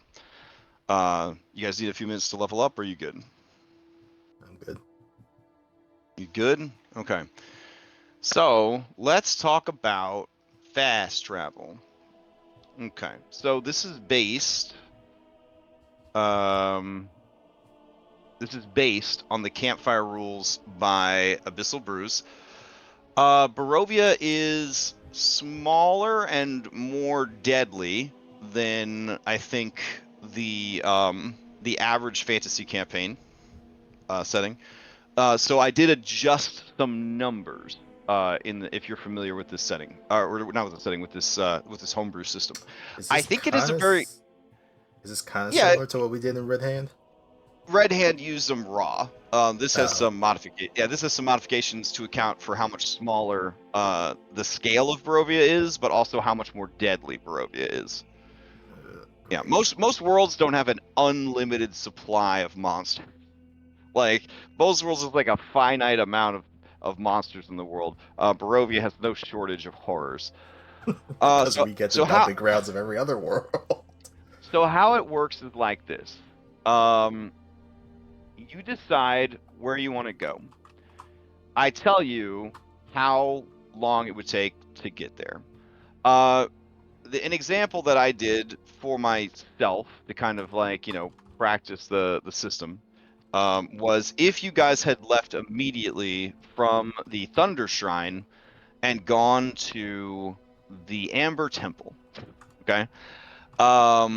It would have been 5 miles of forest, which would have been 3 hours, which would have been three 15 or higher checks for random encounters.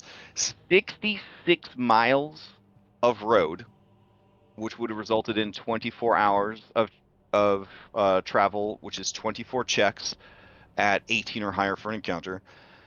10 miles of difficult mountains to reach the Amber Temple, which would have been 7 more hours / checks, right? Hours of checks. You would have had to camp 4 times, which would have been 32 more chances for checks to occur. You would have crossed 2 crossroads, which are automatic checks for encounters as well. This would have been a lot of chances for random encounters, right? It's a long way, traveling for like 4 days and change to get to your destination. A lot of camping sequences, a lot of chances for random encounters. With the fast travel rules, I take the estimated time, crossroads, and number of times that you would camp. I do some math on it. For this journey, this 4-day and change journey, it would be 10 fast travel checks. So how we do that is the 5 of you get rolled into initiative. And it's basically set initiative skill challenge. Each of you bullshits what you do to help with the journey. There are diminishing returns, but only for the same person. So the same person doing the same thing is going to have a higher DC each time. But all of you could be like, I use survival, because that makes sense, right? You're all using survival to travel. The DC is generated. Roads are very easy to travel. Forests are difficult to travel. Mountains and swamps are very difficult to travel. Weather in Barovia will always be pretty bad. So you have a +1, +2, or +3 to the difficulty based on what the weather is like during your trip. Everybody takes turns making these checks in order. You can't have your best person, your rogue scout, just do all this for you. Everyone has to contribute to the effort. Obviously, rogue scout is always going to make their checks no problem, but everyone else is going to be, maybe making it, maybe not making it. In this particular example journey, you need 10 successes before 10 failures. What happens if you get 10 failures? You still make it to your destination, but you might be pretty fucked up when you get there. What happens if you get 10 successes? You make it to your destination, and you might get some nice boons to explore the area you've arrived at with. So it's pretty nice. So how it works is when one or the other hits 10, failure or success, we then subtract the other amount. So if you made it to the temple with 10 successes and 7 failures, 10 minus 7 is 3, you would receive 3 rolls on the boon table to show that you had a successful journey. If you made it there with 10 failures and 5 successes, you would get 5 rolls on the bad table, representing that 5 shitty things happened during your journey. One would argue that 5 shitty things on the table is still better than a random encounter and a creature getting a nat 20 and eating your foot. So I would say, in my opinion, fast travel is always best travel. In order to use it, though, you need to be traveling for a distance that would take you into a camp. So it has to be more than 8 hours of travel to use fast travel. So you can't use fast travel to walk down the street, essentially. But as soon as you travel for 9+ hours, representing that you would stop to camp, then we would be able to do fast travel. Now, you might not want to do fast travel sometimes because you are hoping to run into certain things or random encounters, or you're hunting for something, things like that. Can you do exploration activities while fast traveling? Yes. However, Okay, that's it gonna be my question. doubles, yeah, it doubles the amount of checks that you would need to succeed at, essentially. So the journey takes twice as long. Oh, any questions? No, the exploration thing was what I was gonna ask about. Yeah. So Yeah, same. So it does increase the amount of checks you have to make. If you guys are feeling pretty confident about your ability to make these skill checks, though, we can just like slam them out, and then you make 20 checks essentially before you get 20 successes or 20 failures. But with such a huge spread, God forbid, right? You end up with like 20 failures and like 4 successes. You got to roll 16 times on the bad stuff table. The bad stuff table can be anything from rolling on the burnout table to having your speed reduced for 24 hours, using a pit dice. There's a lot of things that could happen. Some of the results on the bad travel table include you have to deal with the random encounter as soon as you reach your destination, kind of thing. So there are bad things that can happen as a result of this. Still, though, I feel you're dealing with less opportunities for bad stuff by fast traveling than you are traveling normally. But I think that you guys are skilled. You're gonna know when the right time to do one or the other is. There will be places on the map that have scripted encounters.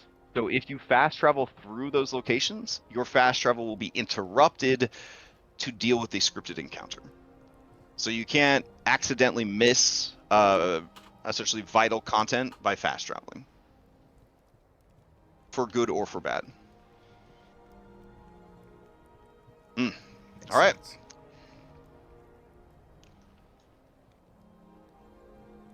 sense. So congrats on level 9.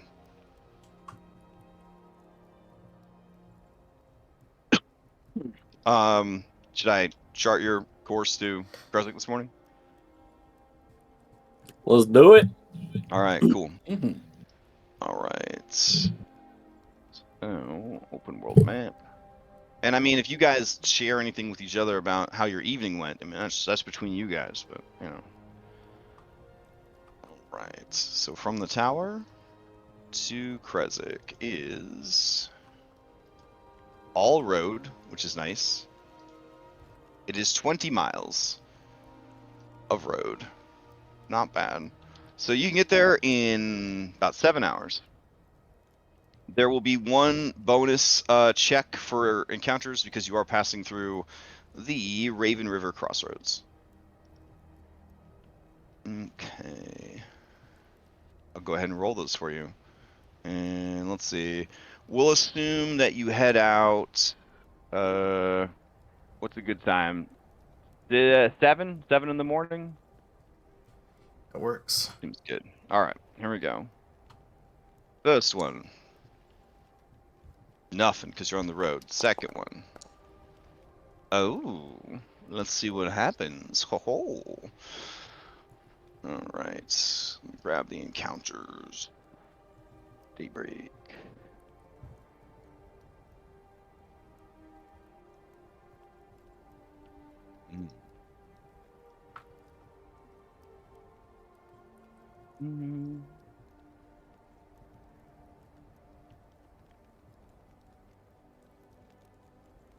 Okay. Some of you might say, Crash, we've already been to this map. Listen, guys. Listen. I only have so many maps. Let's see.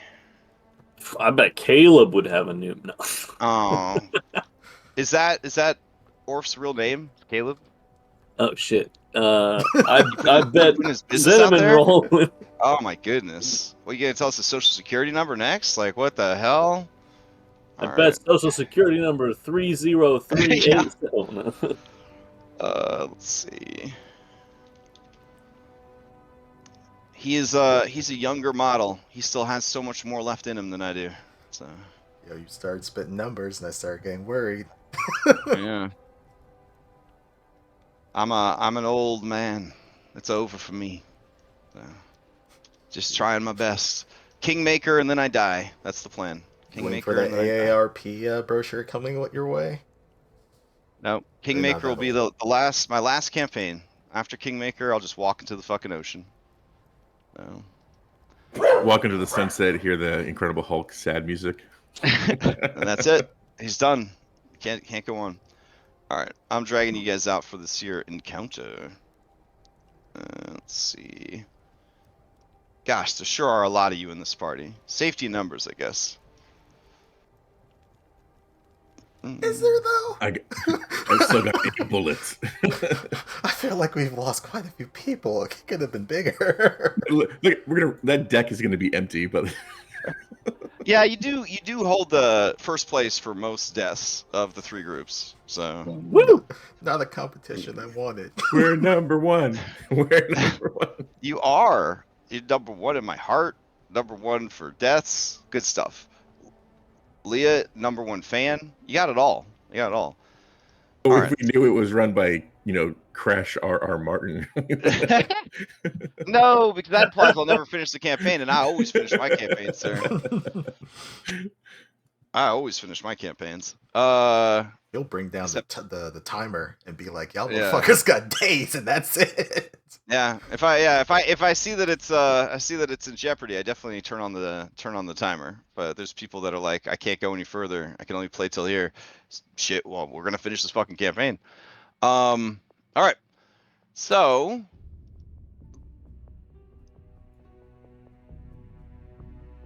There you are. You guys see yourselves on this map? Yep. All right. As you are traveling up ahead, you see a wagon. The wagon looks like it has been attacked. The horses that were pulling the wagon are very dead. Their juicy bones glisten in the morning light. I don't know why I mentioned that part. That was weird. Yeah, someone's hungry. Horses have a lot of bones.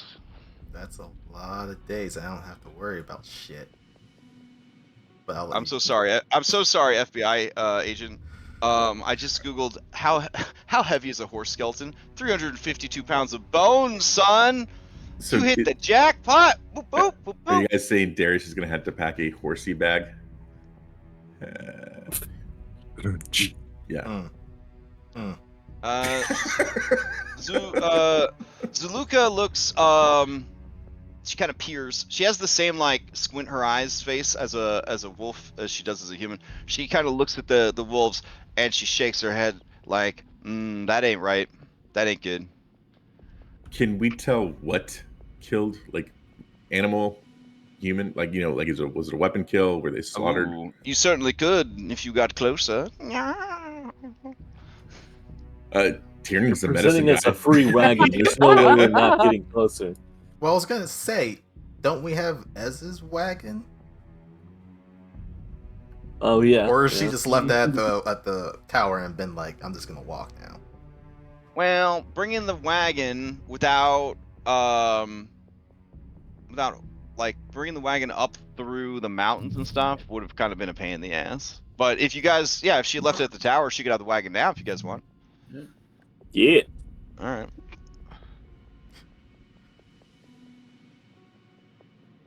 Look at how small it is. This is a little tiny wagon. Let's see. It's a wagon for ants. There we go. It's a clown What's car. pulling her wagon though? I don't I know. guess that's a I good remember question. I remember she had a horse when we were up at Yesterhill. Yeah. All right. There we go. One horse working real hard. Okay. All right. So then she would be, I guess, driving the wagon, unless anybody else wanted to, because driving wagon's boring. But okay. So yeah, Daniel, as you approach, you smell sort of the stink of rot here. You can't tell right away if it is because they have been dead a long time or some other reason. Well, he'll bring Tiernan into the investigation, Okay. and yeah, we'll see if this is a fresh kill or a new kill. All right. Somebody give me a medicine check. All right, Daniel's on this. All right, here it comes. Oh, Okay, never let's mind. see him. Let's There see it him. went. Oh wow. All right. So these creatures were killed by something flying. You know that because you look around and there are no other prints nearby, and also the majority of the attacks are on the backs of the creature and the backs of their heads and the top of their heads, with slashing weapons, sharp but also somewhat crude. You rolled really fucking well. You think that they might have been stone knives, or being that you're in Barovia, stone claws. Ooh. The wagon bears similar damage to the horses. Mm. There does not seem to be any sign of a driver. Gargoyles, maybe? Were the gargoyles still at the tower? I mean, do you do a head count of the gargoyles every time you go to the tower and wake up? I mean, no, but I feel like you would notice that there were less statues than before. Oh, there are gargoyles at the castle. I mean, they go where they want. There's just an empty sign and it says out for break. Yeah. To the best of your recollection, there were no missing gargoyles.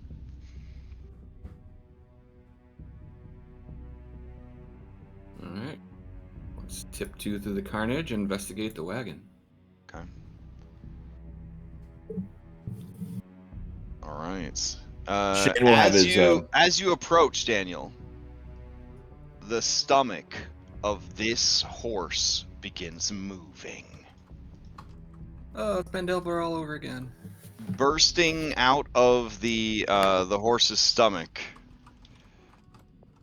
is a swarm of rats.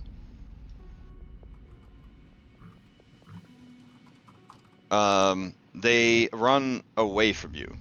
You could roll into initiative if you'd like to fight them. No, it's okay. Okay. He'll let them live.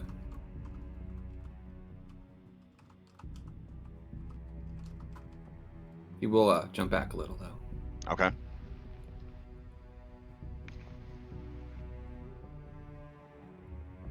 All right. Looking at this wagon, it is completely busted. However, it looks like through the battered and broken sides of the wagon, it looks like there was some supplies inside. Please be shield. Please be shield. Please Yeah, be armor of any fucking sort. Fucking Tiernan still running around Conan over here. Yeah. I mean, I've got my clothes on. Daniel civilized investigate. Conan. Yeah, Daniel will investigate the scene for dangers before getting into loot. Gotta secure the scene. He's watched enough TV. Oh, okay. Shane will look to the sky and have his gun drawn. Nice. Okay. There is a light drizzle of rain that's been going all day. As you look to the gray, overcast skies, you don't see anything. Oh, also, Daniel, with your medicine check, you do believe that these horses were killed early yesterday. Sorry, Daniel and Tiernan, you guys realize they were killed early yesterday. They've been just laying out here this whole time. Yeah, nothing's been around to scavenge them. Till Which is now. strange with the amount of wolves Except there those are. rats. Yeah. Yeah.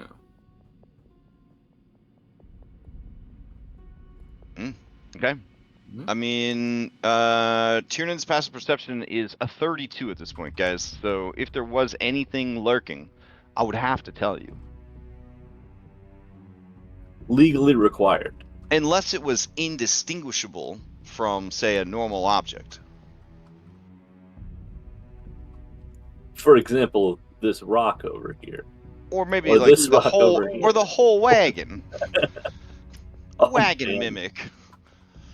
Alright, so with the area presumed clear, That's some eyes to dwarf the guts. sky with Shane Masters.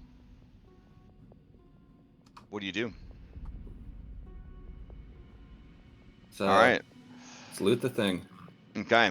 So yeah, you are nimble enough, skinny enough, I should say, Daniel, that you are able to kind of climb in. You don't need to worry about the back doors of the wagon were the only way in, and they remain stalwartly locked. But the damage that was dealt to the wagon when it was attacked has created ways that you yourself are able to slip into. So do you want to slip in through one of the openings, or do you want to take the time to try to pick the lock and open up the back? Oh, he doesn't have thieves' tools. Oh, okay. Yet. So yeah, he'll try a sideway. All right. As you slide in, they play that kind of mysterious tinkling music they play in the movies when someone has found a stash of treasure. Dun, dun, dun. Yeah. Looking around, you see that there are swords, spears, shields, crossbows, ammunition, suits of armor, a halberd that looks exceptional, and a suit of armor that really stands out from the others as being badass. Tiernan, get up. Lucky day. Yeah, but how plate armor does it look? It looks plate armor. Oh shit.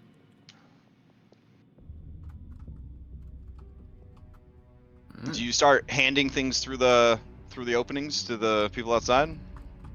Well, first he's curious though. He is going to look for any distinguishing marks, crests, things like that that might distinguish ownership. Oh, You know, okay. like a company symbol on the side of the wagon, anything like that. Yeah, you don't want to. You don't. You know, it's gotta be careful who you steal from. It's not just what. He learned that the hard way. That's true. It says Lord Eddie Bauer. I don't know what that means. All right. So the plate mail, it bears. Let me think if I could find a good description of it.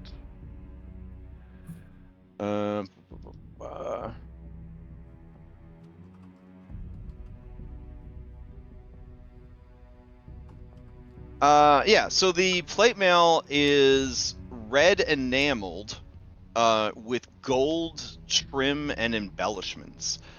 On the very center of the armor, it does bear the crest of Castle Ravenloft.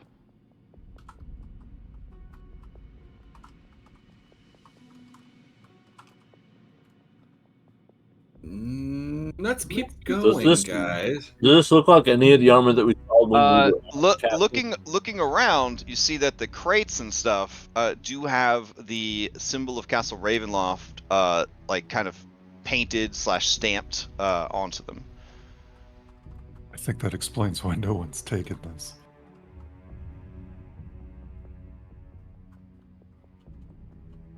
No one else would dare.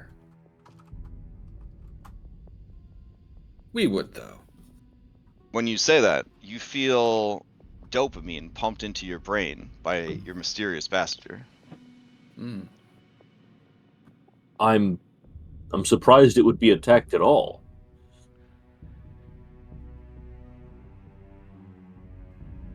Yeah, I mean, You remember the barrel, Tiernan? This is a barrel.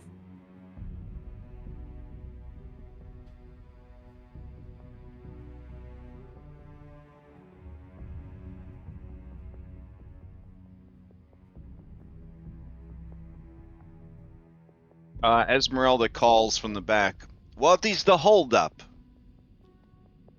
Trap. All right, stay here, horse. I'm going to butt into everyone's business. All right, Shane, you feel her presence behind you.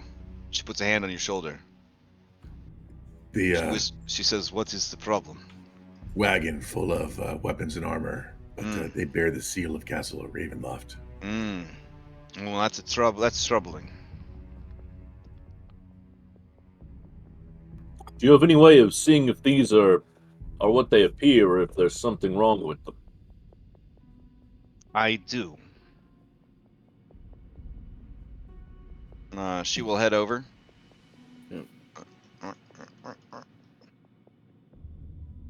All right. She whispers a spell, and you see her eye patch begin to glow with magic. She looks in and she says, "Most of this is pretty mundane, but there is quite a bit of magic in the armor and that halberd over there."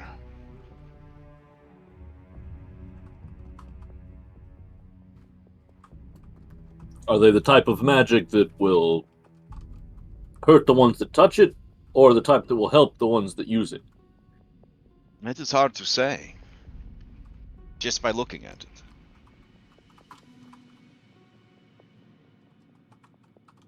Yeah, Daniel will tap the crest on the armor and say, "That's the, that's a problem too. Can't sell it, and it's gonna bring a lot of attention." Well, you can't sell it like that, but the weapons don't have any marks on them. Mm-hmm. The armor certainly does. She motions to the plate mail. Yeah.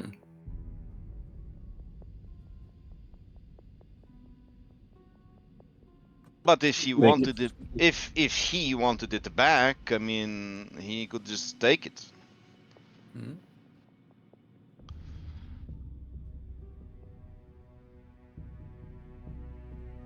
I think we risk it. Yeah. Well, Nothing else we can give.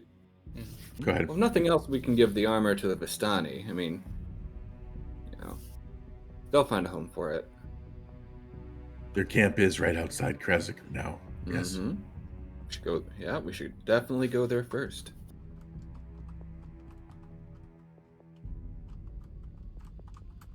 And Shane will ask Daniel if you wouldn't mind tossing me one of the shields in good condition.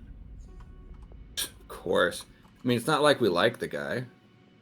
Okay. You want me to post it into your treasure channel? Yeah. Okay. Yeah. This halberd here, can anybody make use of that? Funnily enough, Shane is proficient in halberds, but it's not going to be optimal, so I will pass.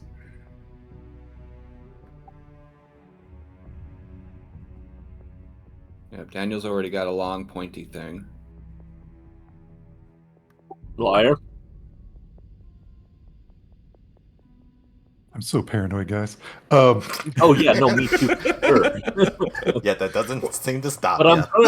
currently running around sans armor. Yeah, Well, I don't want to. I don't want to make it worse for you, but does anybody pick up the halberd? I mean, yeah. I'm not now. As we're passing stuff out to relocate. Oh, so Daniel, to the you would other pick up the wagon. halberd then first? It's either me or Daniel. Yeah. I feel like I'm being pushed into this. But I yeah, mean, You're the one inside, and it would be harder for Tiernan to fit in. So depends on where it's located. If it's near the back, I'm glad to be the one that. okay. So as you pick up the halberd, you are confused by how light it is. It doesn't feel right for something with such a heavy blade at the end and of pure metal construction to be so light in your hands. If it's somehow finesse, I can totally use it. You feel, Daniel, as a person who cares about finesse, that for whatever reason, this is a finesse weapon. Fucking pass that shit over to Shane. Oh yeah, Yeah, I yep. can totally use that then. Yeah, check this out, buddy. It's still two-handed, right? Yes. Oh well, I don't need the shield then. But yeah, I don't know. actually, You might as well keep both for now. yeah, I can You use. can Yeah, I swap can- between. all right. Yeah, Shane will pick up the halberd and do one of those like,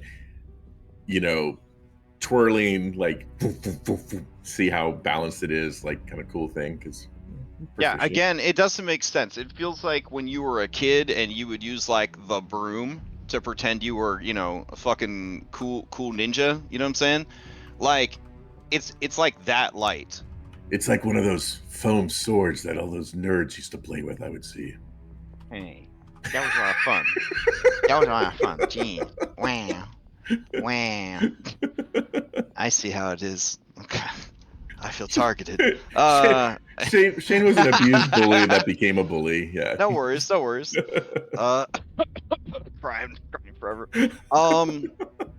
Let me get you this here weapon. As you take the weapon, Esmeralda tells you it is magical. You could try to attune to it. What does that involve? Well, some weapons are more powerful than others, but in order for their magic to be fully realized, they require a portion of their wielder's soul, an essence, an investment of yourself into the item. In some of my travels, there were religions and people that believed that any object, even non-magical ones, that you cared for enough, or you worshipped enough, or you invested yourself into, would take on powers of protection or luck. It's that same principle, but applied in a much more mechanical way. You know how wizards are. Is it Kiernan safe? pokes his head around the side. She's making it sound much more sinister than it actually is. I have 2 attuned items right now. Don't give him too much information. He's not gonna do it. Couldn't do it with the dagger. Oh, that's not nice. No, Listen. it's not. Shane, you need to know the facts. It could be cursed, but it could be powerful. And you see Shane just look at Darius and twirl the weapon a couple times again and says, "I'm not afraid." Oh. Oh, something's changed. Oh, okay. Then you offer to attune yourself to this weapon? He does. Okay. You realize that this weapon craves battle, and it would like nothing more than to fight alongside you. It is a dancing mithril halberd. Oh, fucking badass. Sweet. You can use a bonus action to toss this magic halberd into the air. Speak the command word. When you do so, the halberd begins to hover, flies up to 30 feet, and attacks one creature of your choice within 5 feet of it. The halberd uses your attack roll and ability score modifier to damage. While the halberd hovers, you can use a bonus action to cause it to fly up to 30 feet to another spot within 30 feet of you. As part of that same bonus action, you can use the halberd to attack one creature within 5 feet. Chris, this sounds like the best version of spiritual weapon. That's correct. And it sounds like the best weapon to give to the person who needs a weapon at the moment but won't soon. After the hovering halberd attacks for the 4th time, it flies up to 30 feet towards you, trying to return to your hand. If you don't have a free hand, it falls to the ground at your feet. If the halberd has no unobstructed path to you, it moves as close to you as it can and then falls to the ground. It also ceases to hover if you grasp it or move more than 30 feet away from it. And I could conceivably... And grasping it would be an item interaction. Okay. And I could conceivably draw another weapon while the halberd's dancing. Correct. Which I can do via quick draw as a free action, which is sweet. And I can stow it as a free action too. So not bad. Okay. Shane's all about it. All right. I have added it to your inventory. You must then- attune to it. Yep, he will do so, and he will also take just a normal shield as a backup for his rapier.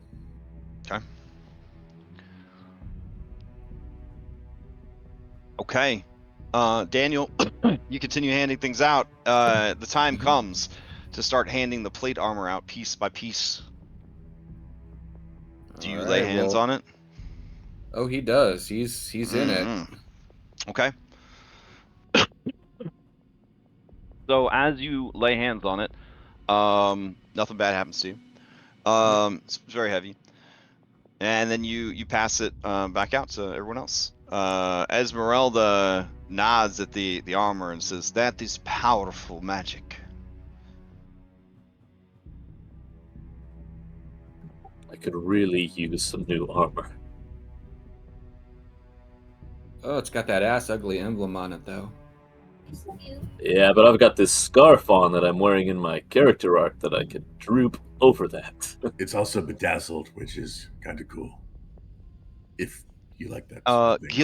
Gilded, but yeah. He's from the 80s. He's like, Yeah. Just bear in mind, one person sees that. That's a lot of questions you don't want to have to answer. It certainly would make a bold statement wherever you wear it. Esmeralda says, "It might get you places that you wouldn't normally get." Is magic armor magically clean, Esmeralda? Or can I sort of dirty it up a bit so that it's not so recognizable? She shrugs. She says, "I don't see why not. You could just wear a tabard over it." "I'm gonna put it out there. If none of you want it, I'll risk it. I could use some better armor." What's okay?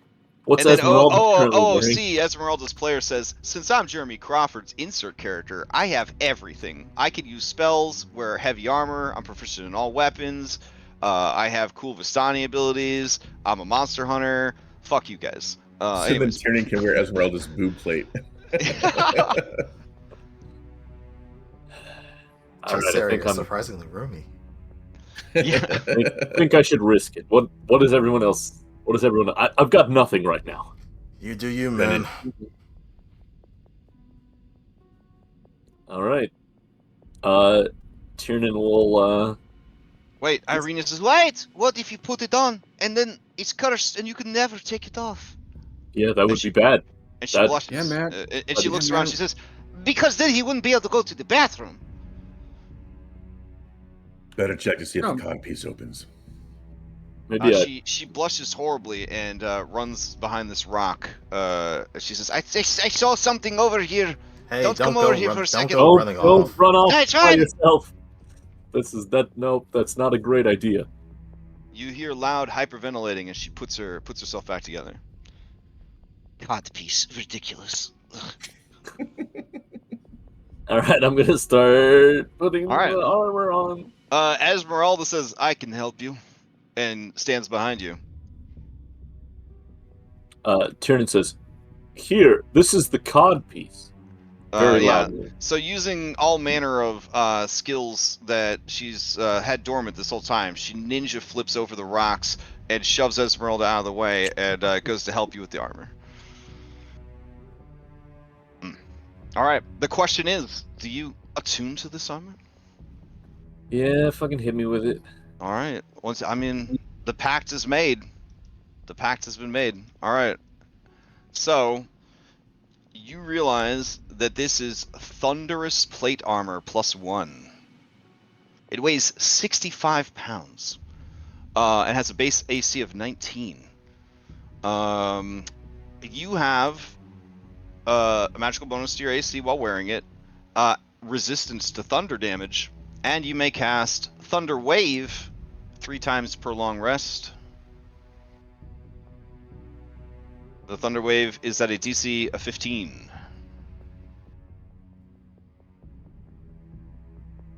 Lucky. I was waiting for the part where it was like, but also, all of your movement can always be heard from 300 feet away. Like, Seems fine. It's great. Fits really well. In fact, after you attune to it, it fits really well. Like it magically adjusted for you.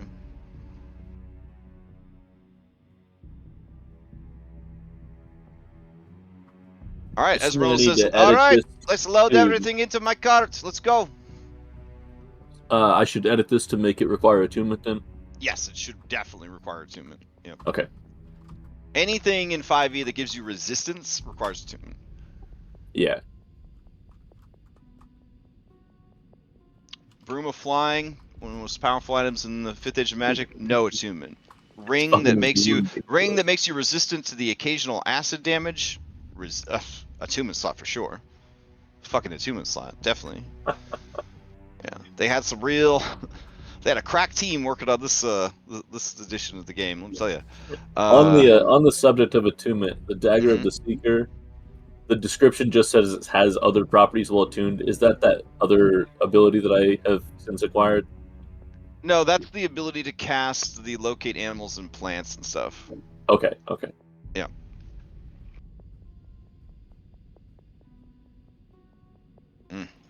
All right. All right. Yep. Seeing that you're working on the horses, this wolf come up to help you separate the meat from the bones. We'll hand some of the meat over to her. Okay.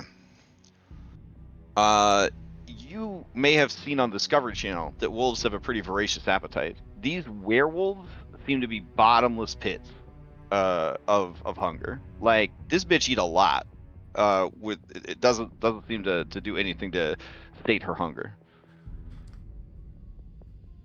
As long as she's willing to Come share on. the bones, I got no problem. All right, liar. What the fuck, man? I'm traveling with people that eat dead stuff. Cool. Well, technically, we all eat that stuff when we eat meat. Carrion. Yeah. There you go, carrion. All right. Well, on that note, let's continue our journey. Yep. Okay. Before they go, Daniel will set the wagon on fire. Oh I- shit! Take a shield first. Oh yeah, I mean after we're done I'm transferring. assuming everything that I put in treasure, you guys transferred to the. Yeah. The other wagon. Yep, Daniel will keep a shield, get his AC up a little bit.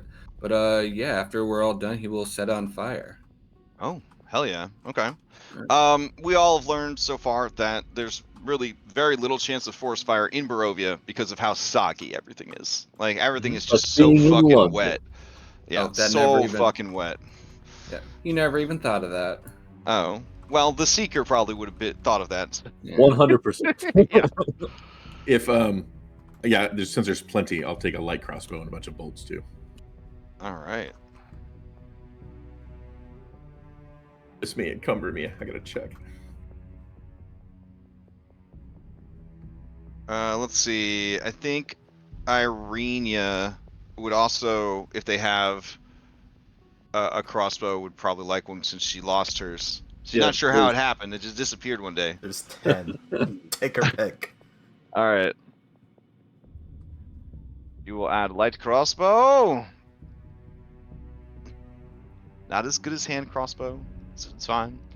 And then Shane, how many crossbow bolts are you willing to give up? Why don't we split? We'll each take 100. Okay. She says, "Oh, you can carry 100 crossbow bolts? You've We're been about to- working out. We're about to find out. All this walking is doing you some good."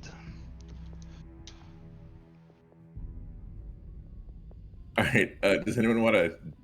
I gotta drop some weight.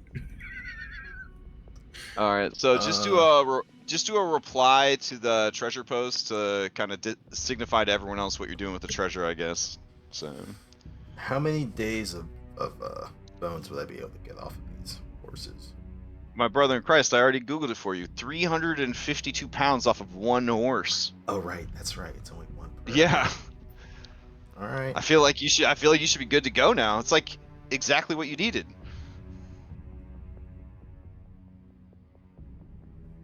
And yeah, he'll ask Az if he can put those in the bag.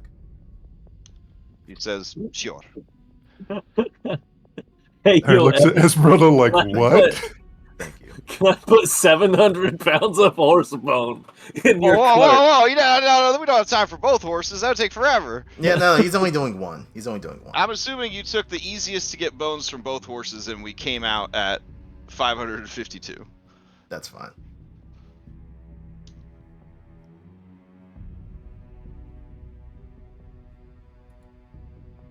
All right, cool. Does anyone want silk rope? Anyone? Yeah, you can send it to me. Okay, we'll do.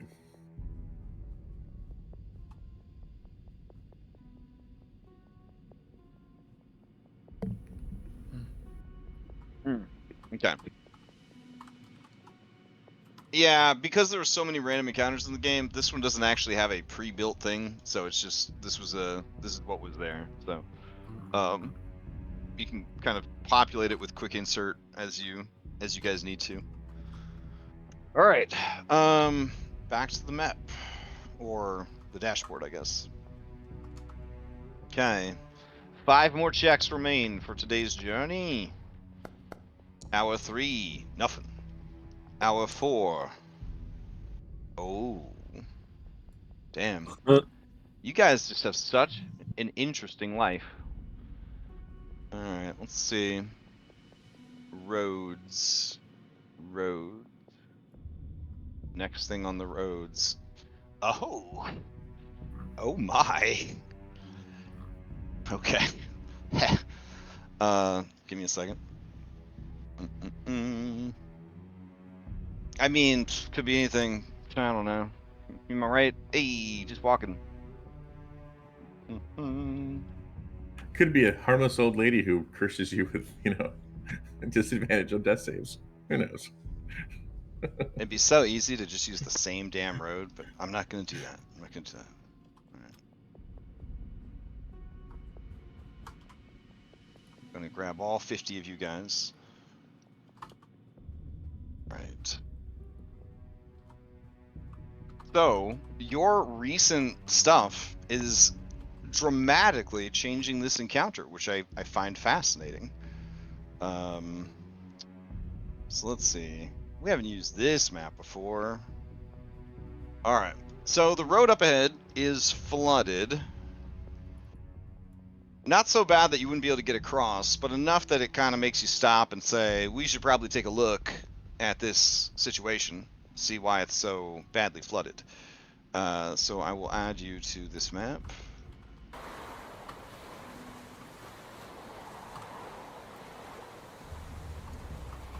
Oh, and I guess I should make it daytime. Hold on. There you go. All right. Hold on just a sec.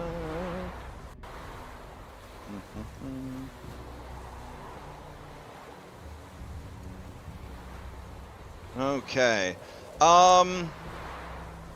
Across the river is a corpse covered in blood, and there is a small girl wearing a red hood and a traveling cloak, hunched over the body, clutching it tight.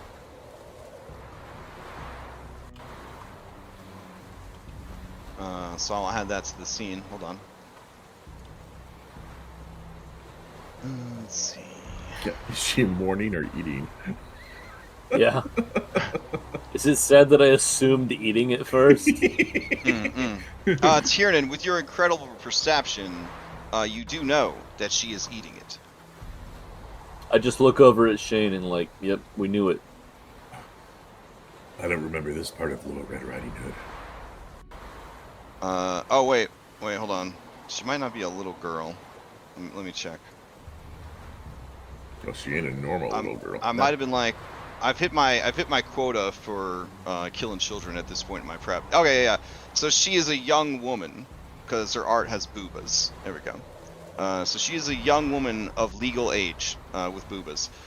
She is clutching the body, and Tiernan, you're very familiar with these sounds now of eating the dead. She's eating the dead. The body. She looks over, and as she looks over, Zuluka makes a low, ominous growl. Is she one of yours? She shakes her head in a no gesture. Unaffiliated or one of his?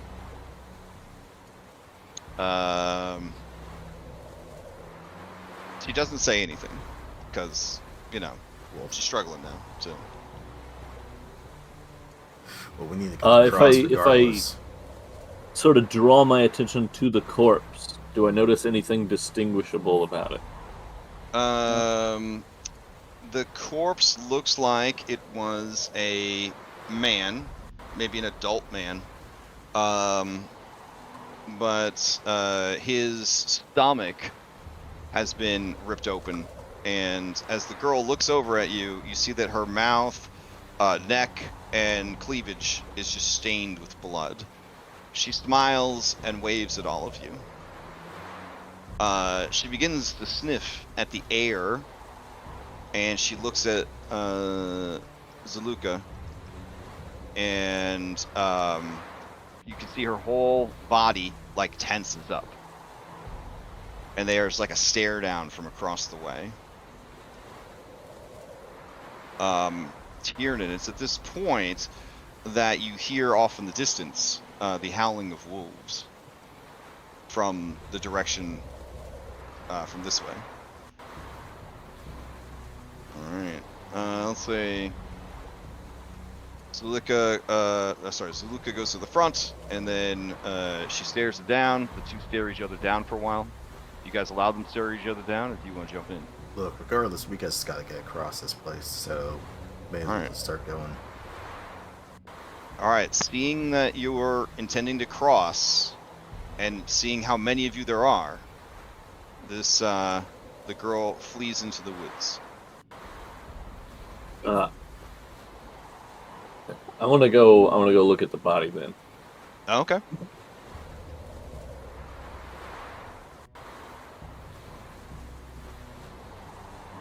Shane, I think, will help guide the horse across with the wagon. Alright. Your werewolf ally will transform into human form and wade across. Don't want to get your fur all wet. As she does, she says, that was Red Hood. She found her way to Barovia when she was very young. She survived a werewolf attack. And, well, we have made many attempts to get her to convince her to come live with the pack in the north, but she refuses. I think that her time alone in these woods has driven her mad.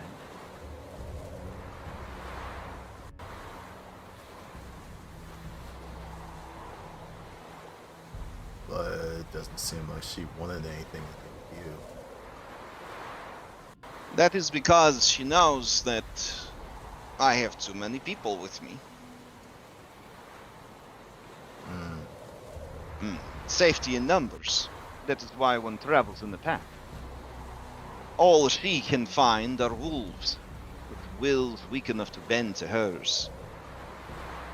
But she has the habit of disguising herself as a damsel in distress to lure in travelers.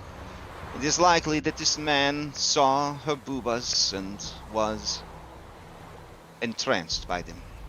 She looks down at her own boobas and gives them a little sway. She says, "A weakness of men." And she looks back at Esmeralda and says, "And women."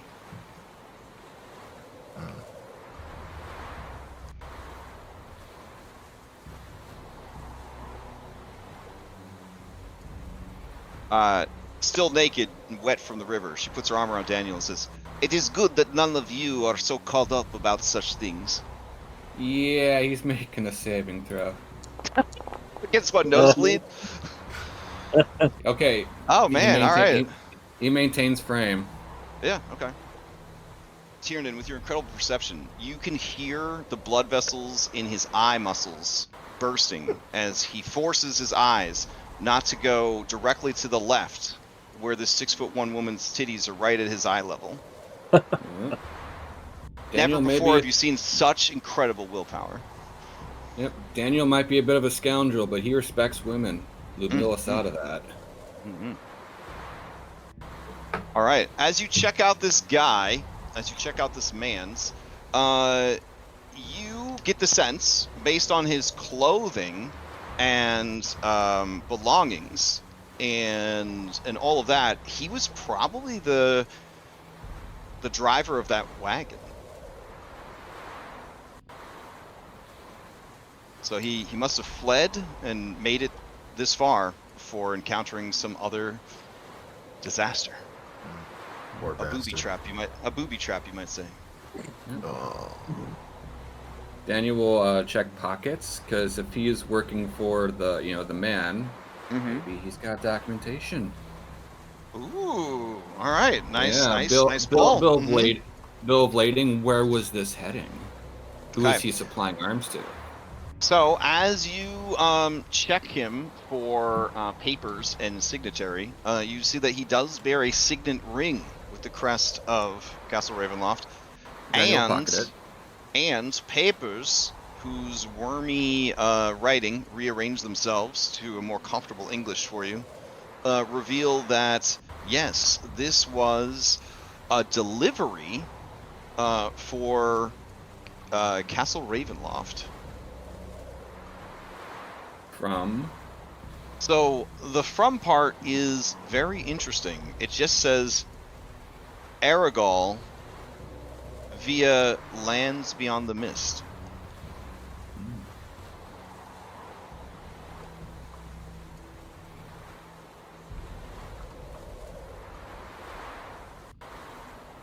Daniel just kind of crunched that, so that's what he spends his money on.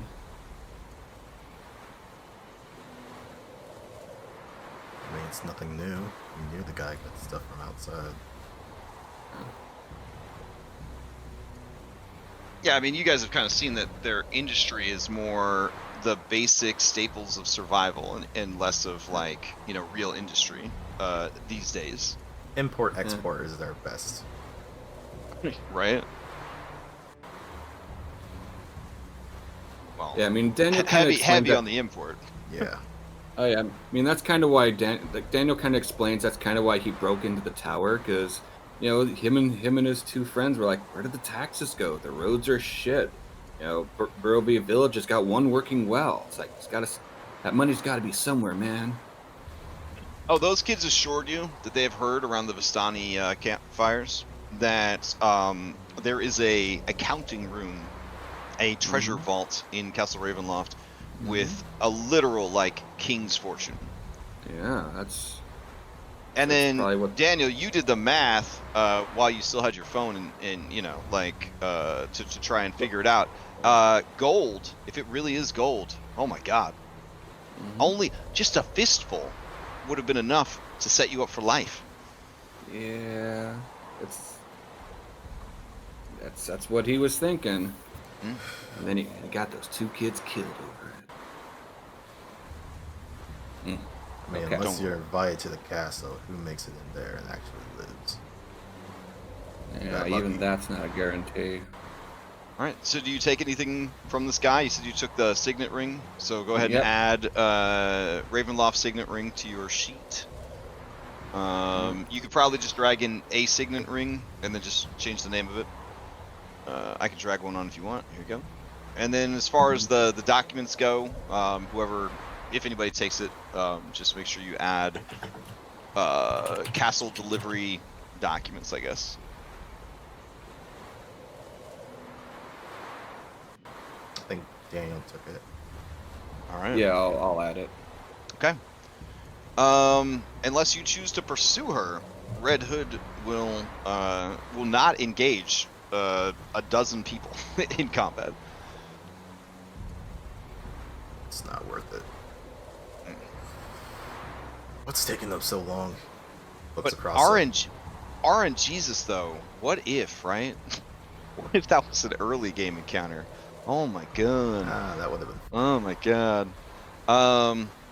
And we didn't Alright. have Zilliqa either. Yeah. It's always fascinating to me how all these different events change based on all the things that you've done before. It's really the benefit of a sandbox game and not playing just a straight linear chapter-based adventure. Both are good. Both are great, honestly. But I do love things like that where we don't really have any control over what happens. All right, so that was hour 4 of 7 checks. So here we go. This will be your bonus check. Nothing. It's 5. Here's 6. Goddamn, guys. Like, calm your shit down. All right. As you guys are exploring, not exploring, sorry. As you guys are traveling down the road, you have crossed that. You're heading a road. Let me see. What would be a good road for this? Let me grab you guys again.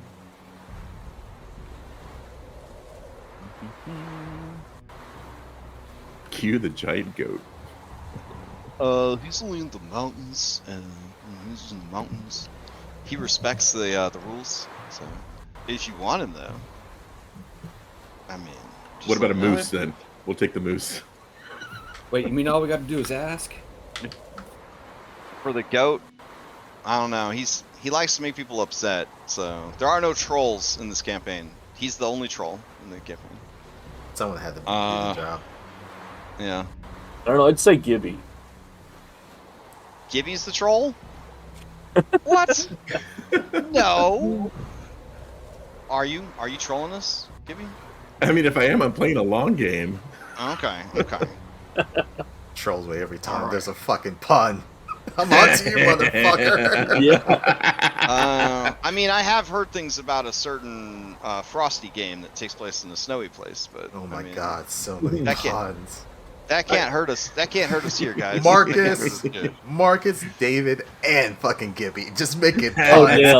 every fucking session. I can't help it. It's Do you a remember that weakness. game of Mythic where we got an inspiration every time we made a pun, but they were Yeah. only useful in that game? Ah. Now imagine What's it- that oh, every that's session. that's because we played on Father's Day, right? We played on Father's Day. Yeah, I think so. Yeah. But no Alright, so inspirations up are a- given there. Up ahead, Spider Tiernan, you hear 11 people headed your direction. I hear 22 feet. There's either 11 people or some combination of that, but maybe a couple more. Maybe they only have 1 foot. I'm not sure. Yo, dude, how the fuck do you do that? When you say that, your wolf companion is just staring at you like, oh my god. Like a human centipede? Izzy says, oh Shane. No, I won't tell you. It's fine.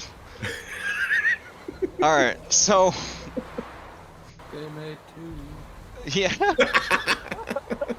Of all the places, we probably may find that here in Yeah. Monrovia. Hold on, I gotta update my notes. All right. So up ahead, you see 11 villagers. Torches, pitchforks. Well, I mean, they have standard fare for villagers, so they have improvised weapons and a can-do attitude. The one up front, he calls out to you, and he says, "Hold! We don't mean any trouble. Please, we are weary from the road. and just want to get back to Valakai. If you're headed to Krezk, save yourself some trouble and turn around. All we found were hateful words and gunfire." This woman stands up next to him and she says, "It is true. I offered anything for entrance into their town. They mocked us." And then this old lady says, "That's not totally true. They did offer to let us inside if we could bring them the head of some hideous werewolf. The man begrudgingly says, "It is true. They wanted us to prove ourselves worthy of entering Krezk by bringing them the head of White Claw." Izzy says, "Damn, I could go for White Claw. Sounds good." I And don't the even man like says, seltzers, and I agree. when White Claw is uttered, Zaluka gets angry. I mean, she's always pretty angry, but she gets angrier. You ever had a dog that just gets mad at everything on a walk? Like Yeah. everything. Yep. This is that dog. She's just mad about fucking everything. But she's more mad about hearing that name, White Claw. And the man says, "Perhaps you will have more luck than us." You seem to be. He looks over all your horribly disfigured, guard up, prosthetic laden forms with your giant white wolf and your goth elf and your industrial goth elf bodybuilder and your muscle women, and he's like, "Yeah, I think they might be okay. I'm still pretty. Can you?" And then the man he shakes his head like he just doesn't have it in it. He's afraid to hope. But then this lady says, "Please, can you take us back to Valakai? We wanted to escape from the new burgomaster. We are afeared of her and what her new reign might mean for the city. We were loyal followers of the Baron and his ways, and now, without him, we fear retribution from her. But we will die out here in the wild, and Krezk had no place for us. Please." Does that sound like the burgomaster that Shane remembered? I mean, like not that he would kick them out, and not let them in and stuff like that. I mean, yeah, I mean they're pretty insular. There's a pretty insular culture. Yeah, like they only let you in because you guns. Because they were kind of curious about your guns and stuff. Oh yeah, I had the modern hand weapon. Yeah. Sorry to say, but we're not heading toward Valakai. But what if we die? Could you live with that on your conscience?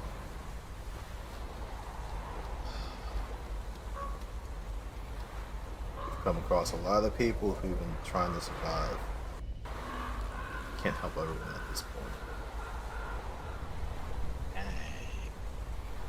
The road that we passed to, at least to the bridge, was fairly clear. But stick to the roads. And you see Shane is struggling, saying that, leaving them behind. Yeah, you see 11 spirits broken as they bow their heads and trudge past you. Shane will give because he has to shed weight. He'll give the dagger that he has to the man. Okay. He says, "What is this for?" It is the only solace and protection I can offer you on the road. "I understand. If I see that a fate worse than death awaits, I will kill my wife and then myself with this dagger. Thank you." Fuck. Oh, for fuck's sake, you guys. As they sort of walk past a little bit, Tyrion will gather everybody around. Look, travel Listen, with we're us, going to right? Valakai after Krezk. We need to get them to set up a camp somewhere relatively safe close by, and after we're done in Krezk, we'll pick them up before we head back to Valakai. Maybe we can convince the Vistani. This guy says, "Well, there is a Vistani camp near Krezk, but we did not think to ask them for aid or succor because they are servants of the devil." And they all And murmur, you're an idiot. Of course. But they can protect you while you wait for us. They would We've never had help Felix. us. We've had dealings with them in the past. We might be able to convince them to let you stay next to their camp for a few days while we clear up our business in Krezk. This guy puffs out his chest and says, "You would do that for strangers? What's in it for you?" And then they all look at him like, "Bro, you're blowing this for us." And it's very familiar to encounters you guys have had as a party. Yeah, seems some deja vu here. Yeah.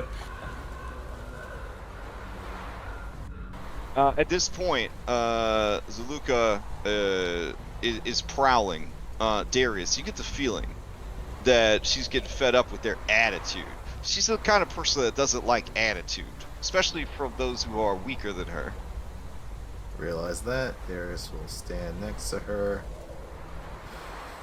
Look, y'all can travel with us to the Vistani camp. Like we said, we know them. Maybe they can let you stay with them for a few days. Thank you, but then what? At some point, we're heading back to Valakai, so then you can maybe travel with us. All right. Maybe. The man leading them says, "I need a moment to have a villager huddle." And they all huddle up. We respect the sacred right of the huddle. Do you 32 perception? Do you really? Do you not listen in? Can you turn it off? No, I respect allowing them to do plug your it. ears? Do you plug your ears? I respect allowing them to do it. Like, I absolutely but hear everything they say. Oh, okay. All right. So they're like, Vistana, gross. But then they're like, the roads are dangerous. We're lucky we made it this far. Only the Morning Lord's protection kept us safe. And then one of them spits a wad and says, "The Morning Lord has forsaken us. Even Father has been taken in by the darkness. I heard he is vampire now." And the others say, "They want to take us back to Valakai. I guess it's better than dying on the road. But to take the aid of Vistani? I just don't know. Which is worse? Dying horribly in the wilderness? Or compromising our social values?" And then this old lady says, "It's not so bad. One time I had Vistani lover. It was good." They all look at her scandalized, and this woman says, "Grandma, please, we need to hear no more." Tiernan, for apparently no reason at all, begins chuckling to himself. Oh, okay. Then Fluffy Commoner says, "Well, they are disgusting servants of the devil, but I'll be honest. I too am amazed we made it this far. What if we convince them to convince Krezk to let us in? Between the 11 of us, we have to have something that Krezk needs." And they all at once look over at you guys. And then look back to the huddle. And then they go, "Yes, perfect plan." Alright. Break! So this guy comes and he says, "We have decided.